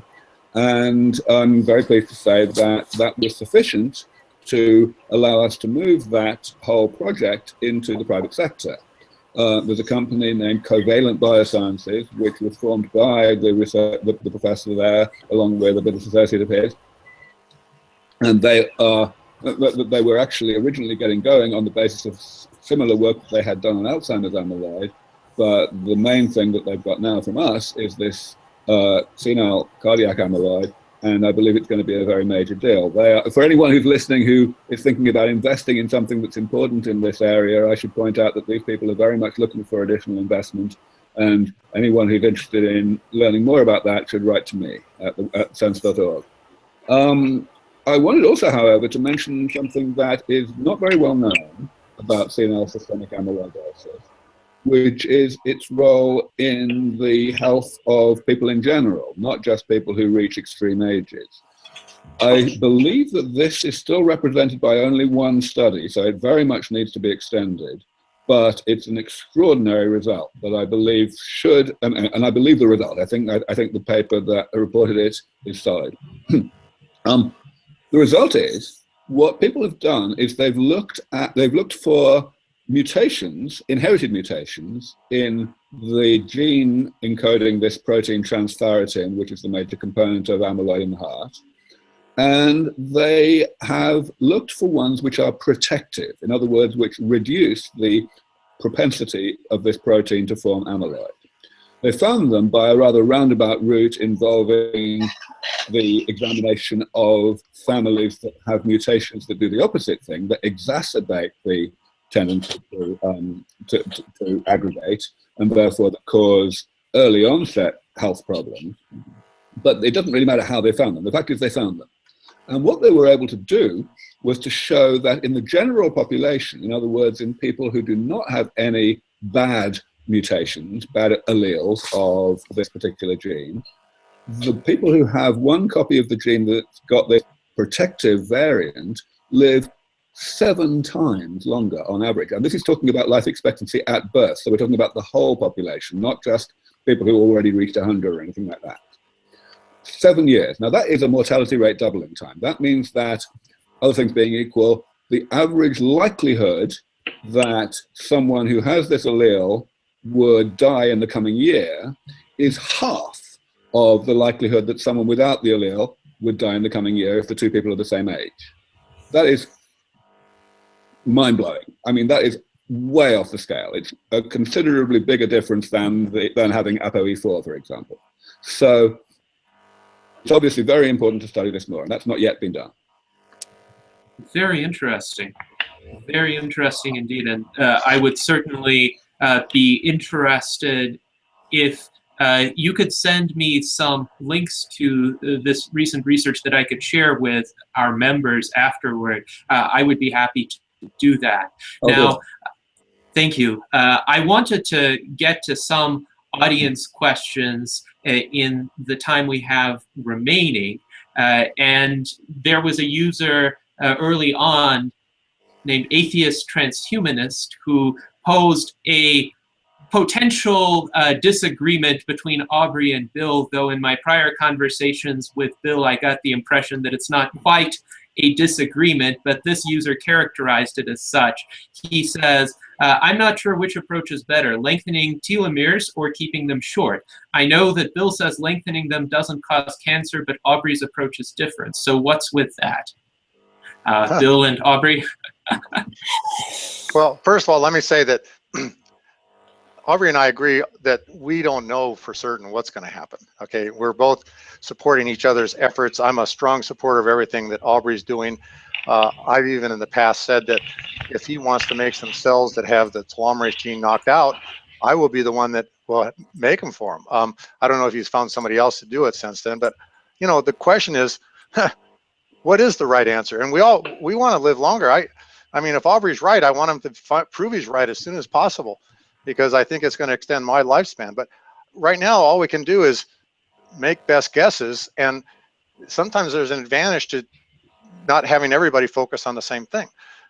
Let's focus on different things. I personally believe that short telomeres are the real bad guys. I believe that short telomeres induce mutation rates so high that they become a major cause of cancer. They become a major cause of why cancer survive treatments. They become a major reason why, so let's say chemotherapy and stuff like that, you can kill 99% of the cells, but because of the high mutation rate due to the short telomeres, some of those cells survive. But the short telomeres also increase the chances that telomerase is going to get turned on. Okay, so in fact, in almost all cancers, the fact that they have incredibly short telomeres is suggesting that first the cell became cancer, which is lack of growth control, and then they became telomerase positive because of the short telomeres. So I believe that keeping telomeres long is a way to fight cancer, but you know, we won't know until we actually have something that lengthens telomeres. Let's say we won't know for certain. I'm at a higher than 95% level confident that lengthening telomeres would decrease the risk of cancer, not increase the risk of cancer. But let's say that there are models for each way. Okay, let's say there's a great model. In fact, let's say there is. There actually is a really good model as to why keeping telomeres short will kill off cancers, and that's because because some drugs, especially some I'm an inventor of, that actually inhibit telomerase have been shown to very effectively kill off cancers. But it's also, these drugs are finding, you know, with the imeltastat, for instance, they're finding that the cancers are coming back because the mutation rates they're coming back using a different method of keeping the telomeres long called the alt pathway. So I believe that lengthening telomeres would decrease the risk of cancer, and I'm not going to say Aubrey believes the other way around, but I believe that there's definitely a model for it. But the question is, you can either have telomerase on or have telomerase off. You can have long telomeres, you can have short telomeres. You can't get a choice. Maybe you could find some compromise between the two, and that would be good, but to get that compromise, you still have to induce telomerase, and so it still makes it worthwhile for us to pursue that. But there is no third option. You can't not have, you can either have telomerase on or telomerase off, unless they both cause cancer. Which one is the more likely one to cause cancer? And that's the thing that's got to be addressed. And we're not going to know really 100% certain until we have a drug and start testing it. But I predict that when we do have a drug or a gene therapy or something like that that works, we're going to find the risk of cancer decreases immensely. But boy, there's no way I'm going to say that anything that Aubrey says to oppose that is wrong. It's just science still. Yeah, Bill has summarized the situation very well, I would say. I just want to add a few things that may help the audience to understand the situation. So, of course, the obvious thing that anyone coming into this kind of question would say is, well, okay, there are these two hypotheses. Let's just do the obvious experiment and figure out which one is true. And of course, we're not dumb. We know that that's how science works. The reason why any controversy, any any pair of opposing hypotheses survives for a long time in science, despite being a high-profile controversy, in other words, something that people talk about a lot, is because there is no obvious experiment. It's always because there's some kind of plausible reason why each obvious experiment would actually not tell you the answer. So, to give an example in this case, it may very well be that a drug which extends telomeres would have a short-term beneficial effect in reducing cancer because it would rejuvenate the immune system well, and the immune system is a really good component of our natural defenses against cancer. But in the longer term, it might have a permissive effect in allowing cancers which have the other mutations they need to move ahead without having to do their own mutating telomerase on, or not so much of it. So this is definitely only a hypothesis, but the point is it's quite a parsimonious hypothesis that's extraordinarily difficult to eliminate by any near-term quick experiment. So this is really why these kinds of controversies persist. In terms of what we should do about this uncertainty, I think Bill has absolutely nailed it. The key thing is to have a diversity of approaches. We pursue an approach based on trying to completely abrogate the ability of cancer cells to extend their telomeres, at the cost of also abrogating the ability of non-cancer cells to extend their telomeres, which we propose to address using stem cell therapy. We have a major project that is focused on the alternative pathway that Bill mentioned, the alt pathway that doesn't involve telomerase. And actually that's a project which we're hoping to spin out into a company fairly soon. So again, if any investors out there want to hear more about that, please write to me.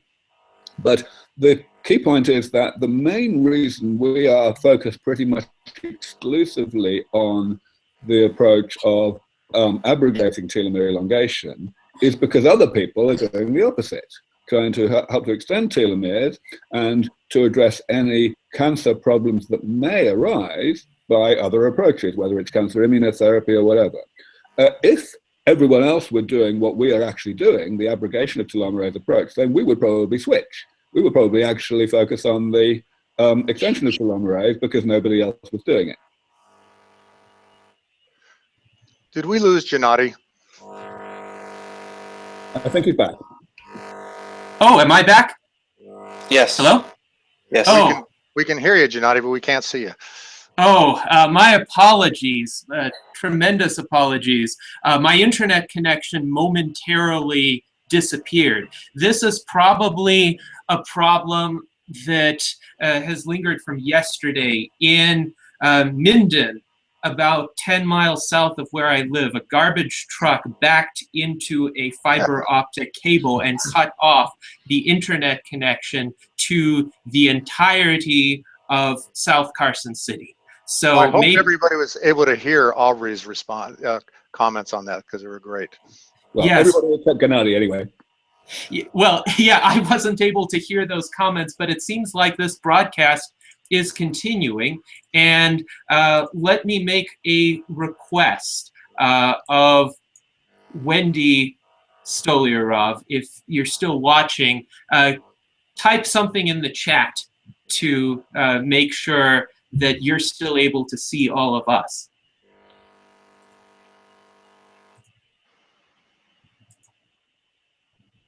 Hello?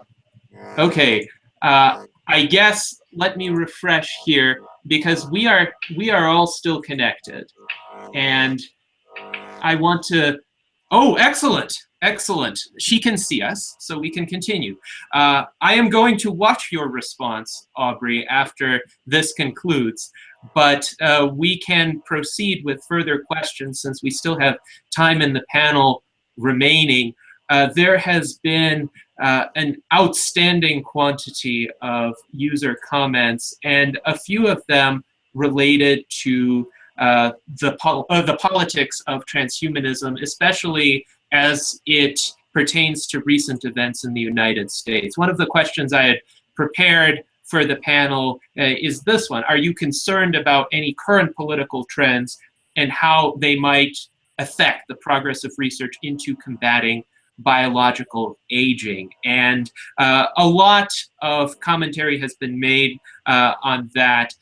Both Bill and Ira have expressed some hope with regard to Jim O'Neill possibly taking the FDA in a more libertarian direction or a direction of accelerated approvals for emerging treatments. On the other hand, Aubrey expressed some reservation in that regard because one person, even in a prominent government role, may not be able to change the institutional culture as a result of checks and balances. And there were other comments that pointed out certain dangers, perhaps, of associating transhumanism or life extension too closely with the Trump administration or any of its appointees, given that Trump is historically unpopular. He may have other policy positions that are detrimental to emerging technologies, and there may be a backlash against him in the coming years. And hopefully transhumanism and life extension will not be swept into a kind of indiscriminate backlash. That's certainly something that I am very much interested in preventing. So I wanted to ask everyone on the panel, are you concerned about not just the Trump administration's actions, but what seems to be a general rise in reactionary, populist, and nationalist politics that may have a negative effect, for instance, on international trade or immigration or even scientific research? Well, I'm the least politically minded person here, but let's say that I do know from previous experience that Donald Trump has been interested in investing into anti-aging research. So I have high hopes that no matter what else goes on politically, I think that there might be a benefit to the anti-aging research industry. I'd be interested in seeing, putting aside the sort of the regulatory topic that we all spoke of previously, I'd be very interested in seeing sort of what direction things go in the national and international financial markets, as far as money flows, and specifically on the private side, because we are at an interesting point where sort of the traditional death valley of biotech has gotten a bit wider, in the sense that there's less big pharma companies out there nowadays than there used to. They require very large top-line growth for Wall Street, which moves their investments later stage, which moves the institutional private equity folks later stage, and sort of that valley has gotten bigger. We've seen a lot of dynamics, especially on the stem cell front in the last 10 years, where there's been a lot of companies that have, in my opinion, been rather quick to go from the private to the public markets to raise financing. And it's going to be kind of interesting to see, we've seen the markets do some crazy things in the last couple of weeks, but really sort of how those international financial flows are going to continue and what direction they go into, and whether sort of the older model of earlier stage investing will begin to spring up in a more active fashion, as it did in the 1990s, as opposed to what we see with regard to earlier stage, the valley of death funding, because this is really, in my opinion, looking out at what goes on. I think it's wonderful when these billionaires put their money in certain projects, and the Zuckerberg initiative is great.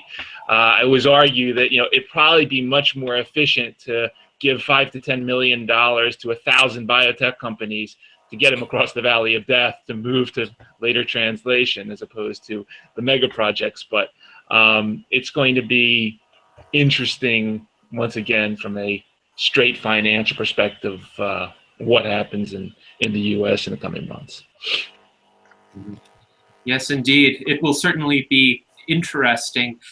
Whether it will be beneficial or harmful, I suppose, has yet to be seen. Now, Ilia, you again have a distinct perspective on this, given that you can observe the U.S. political situation while still being relatively insulated from it. What do you think about emerging political trends in the United States and perhaps in Europe, and how they would affect the progress of biotechnology and life extension? Indeed, beside the fact I'm from Israel, I'm also a little bit left-wing, as you could see, probably. I'm not sure the current administration will be very beneficial for health and longevity generally. I'm not sure how taking health insurance from millions of people can be compatible with the goals of life extension, despite whatever therapies they may fast forward to the market. And we see the same trend in other places. We see it in Russia, we see it in Europe, we see it in Israel as well. I wouldn't call it populism. It is hard to believe this government of Trump is populist, seeing the people who are in the government. But it is definitely a bit of reactionary. It is definitely quite right-wing, and we see it all over the place, all over the world. And I'm worried. I'm seriously worried, but not worried too much, because I'm an historian. I'm an historian of aging research, and I see how trends rise and fall. How different ideologies, switch places, and life extension survives them all. It survived communism, it survived fascism, because science is on our side. So I think we should just weather off this backlash of reaction. Yes, well, I hope we will all be able to weather it and persevere in our individual endeavors, and try to persuade more people that not just embracing life extension, but embracing a wide array of other emerging technologies is the way to go, and the way to solve a lot of these economic and societal predicaments that we have today. Aubrey, what are your thoughts on the current political situation? Yeah, I think the most important thing to bear in mind, which Ilia has already stressed, is that problems that come from political change tend to be problems that we can weather. Even if we look back into biotechnology crises of the past, we can see that they weren't particularly massive. The most obvious one is probably the ban on federal funding for embryonic stem cell research in the US from 15 years ago. You know, we've got to remember that it was pretty damn bad. It was not fun that people couldn't get money for this and they had to find it elsewhere.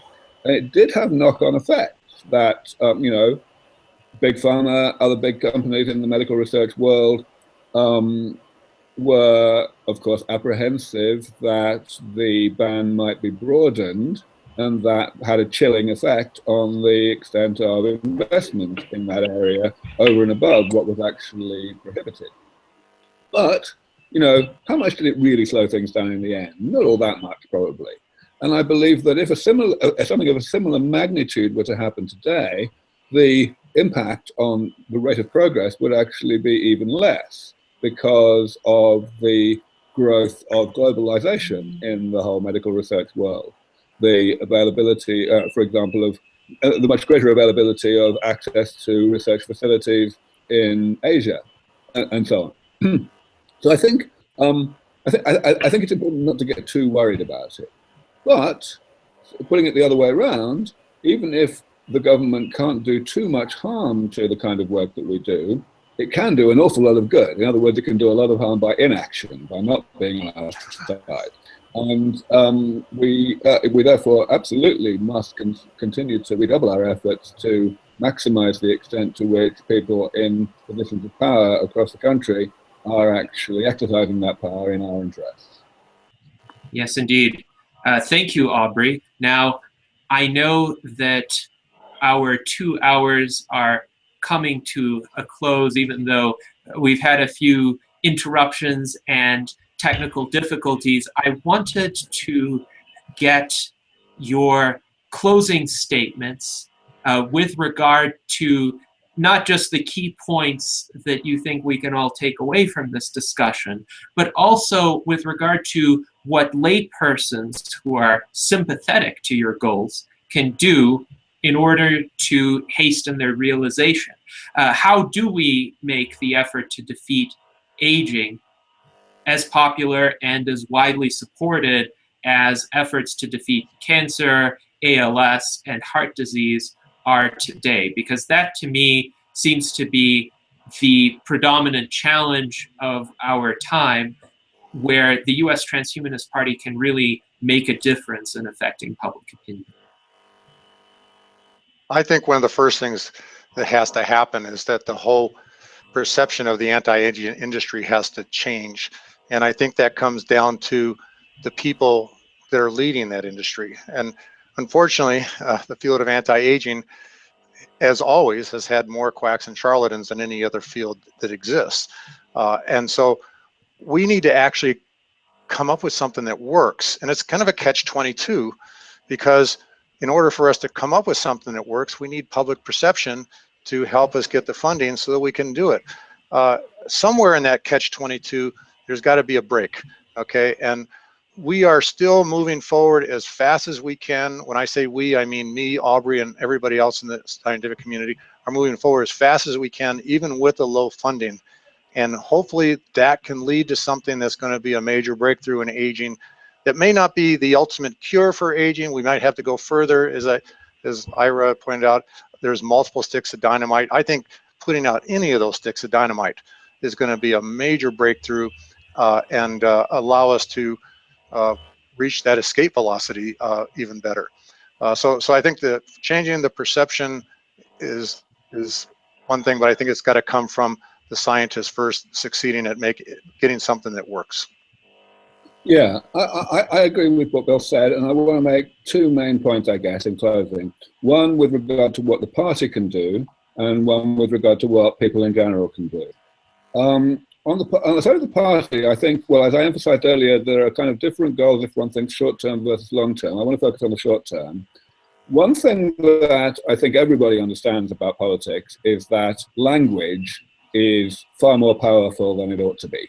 That, you know, precise terminology, you know, that whole thing that I was talking about earlier about the banning of federal funding on embryonic stem cell research, it only happened because scientists were careless in using the word cloning, you know, when they could have perfectly well said nuclear transfer from the beginning and it would never have happened.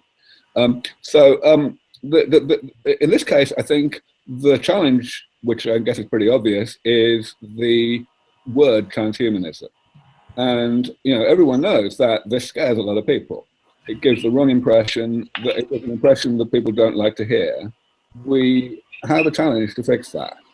I'm well known for somewhat distancing myself from that word, but there is hope. Another word that I have emphatically not distanced myself from, but have instead, made it my business to rehabilitate, is the word rejuvenation, which 15 years ago, 10 years ago, was very much focused exclusively in most people's minds on cosmetics, on making people look better, which of course is a very substantial departure from what I mean by the word. But these days, that battle seems to be pretty much won. I was astonished when at a conference, a very high profile, very mainstream gerontology conference in Florida that I went to a month or so ago, speaker after speaker was freely using that word to mean what I mean by it, to mean actual reversal of biological age, repair of damage and so on. So I feel that that battle has been won, but I want to make sure everybody appreciates that it took a hell of a long time to win it, and so that must not be deprioritized as a goal of the Transhumanist Party, if that's the name that you're going to stick with. In terms of what people can do, well, I think we covered this pretty well early on in the discussion about how the shortage of funding is far and away the #1 barrier to the rate of progress. Now, of course, not everyone is a billionaire. And not everybody is in a position to do much directly, but everybody is in the position to do something indirectly. In some cases, you're in a position to put on a podcast like this, where people like the people on this panel are able to raise the quality of debate, get people to understand how important this is and what's possible. People can invite us to conferences. People can do a lot of different things in terms of advocacy, but it's all about money. And the thing I always point out is that the less wealthy you are, the more people you know who are wealthier than you, who might actually listen to you if you actually take the trouble to talk to them. So what I always say to people is, be thick-skinned. The fundamental difficulty that anyone has when they talk about pioneering technology, especially serious anti-aging medicine, to someone who is less progressive than they are, is the less progressive person immediately and very desperately tries to change the subject because they really badly don't want to talk about it. Everyone needs to learn the ability to stop people from changing the subject and to actually make them as uncomfortable as they need to be made in order to grow up and pay attention to the importance of this issue. Yes, indeed. Thank you, Aubrey. And I think this is excellent advice. In terms of the word transhumanism, Zoltan has communicated to me that it does tend to attract a lot of media attention and a lot of recognition as a party that is really on the cutting edge in terms of pursuing the technologies of the future. So my inclination is to stick with the word, but essentially engage in the same kind of image rehabilitation that you have successfully achieved with the term rejuvenation, because I think it is an extremely, let's say, hopeful term, transhumanism, to transcend the limitations of existing humanity. And there is a whole sophisticated philosophy underneath that term that I think a lot of members of the public do not understand. But for instance, Max Moore articulated very eloquently in the 1990s, and the spreading of that philosophy into a new paradigm, kind of replacing postmodernism with transhumanism, could really dramatically alter public attitudes. Now, the question, in my view, of course, is how to approach it in a manner that, let's say, isn't seen as only a fringe, that is seen as respectable, that is seen as inclusive, and that is seen as capable of making a difference within the mainstream. So that will be my challenge for the coming years. But Ira, I wanted to ask you for your closing statement, as well as what laypersons can do to help advance research that could contribute to the lengthening of human lifespans. Yeah, I mean, I think it's all about staying educated and knowledgeable about science and making sort of science and technology sexy again. Forget about Kim Kardashian and what she's doing, and forget about all this other nonsense that you watch on YouTube. Focus on these issues because they're close. You know, I'm coming at this from a very positive perspective, as Bill, Aubrey, Ilia. I think you know, we are a lot closer than we've ever been before, and it's really a matter of sort of getting everyone focused on the end game and sort of this understanding. And I think I mentioned this in the past. I think too often the general public has always heard the message, there's something exciting going on, and it's going to be 20 years before it happens, and it doesn't happen. I think we're a lot closer than many might understand, and it's really about getting that interest and getting that excitement in motion, you know, outside of the sphere of people that can afford to invest in these things, but keeping the awareness high, keeping science and technology sexy and fun and interesting, and just, you know, letting the public know about a beautiful future that is really within grasp now in 2017, more than ever before, and getting them excited and on board with it. Yes, indeed. And this is something that people with multiple skill sets can contribute to. Artists, musicians, writers, both of fiction and of nonfiction, people who design computer games, people who make films can contribute to the kind of vision that you've articulated. Thank you very much, Ira. And now, Ilia, for your closing statement, what do you think the key takeaways from the discussion are? What can laypersons do to help accelerate the advent of life extension? And for you, since you've delved into this subject in depth, what key lessons do you think the history of life extensionism can teach us in this respect? Well, I agree with everything that was said. The thing to do is simply to get involved, to study, to advocate, to band together with like-minded people.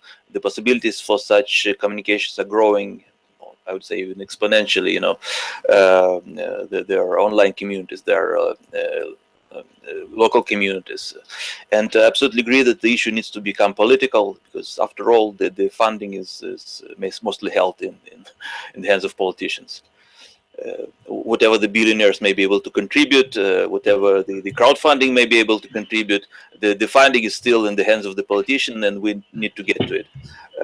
So the politics of life extension can be a bit right-wing, a bit left-wing, but we need to put this issue on the political agenda. This is indeed probably the main issue, more important than the land, more important than, you know, that even some other issues. This is about our survival. This is about our life, and I think this awareness must grow, thanks to us, thanks to such a panels, thanks to everybody. And in terms of lessons, you know, history teaches that nobody learns anything from history. So every time we discover the wheel, you know, you asked, did you expect how the reality fits your expectation? You know, people expected the cure for aging 100 years ago and 1,000 years ago, and we're still not here. But at least now we may have a decent chance, you know, we may be closer than our ancestors. So I hope we grab this chance. Yes, and I hope our discussion today has brought us a little bit closer in terms of raising public awareness, illustrating key fields of ongoing research where progress could be made, tying them to the political context, tying them to the societal context. I think this has been a great discussion. We have persevered through a few difficulties, but the remarks made by everyone today are outstanding, and I was proud to host this distinguished panel on behalf of the United States Transhumanist Party. Thank you very much. Thank you, Gennady, Thanks so much for having us. Yes, thank you. and everybody else.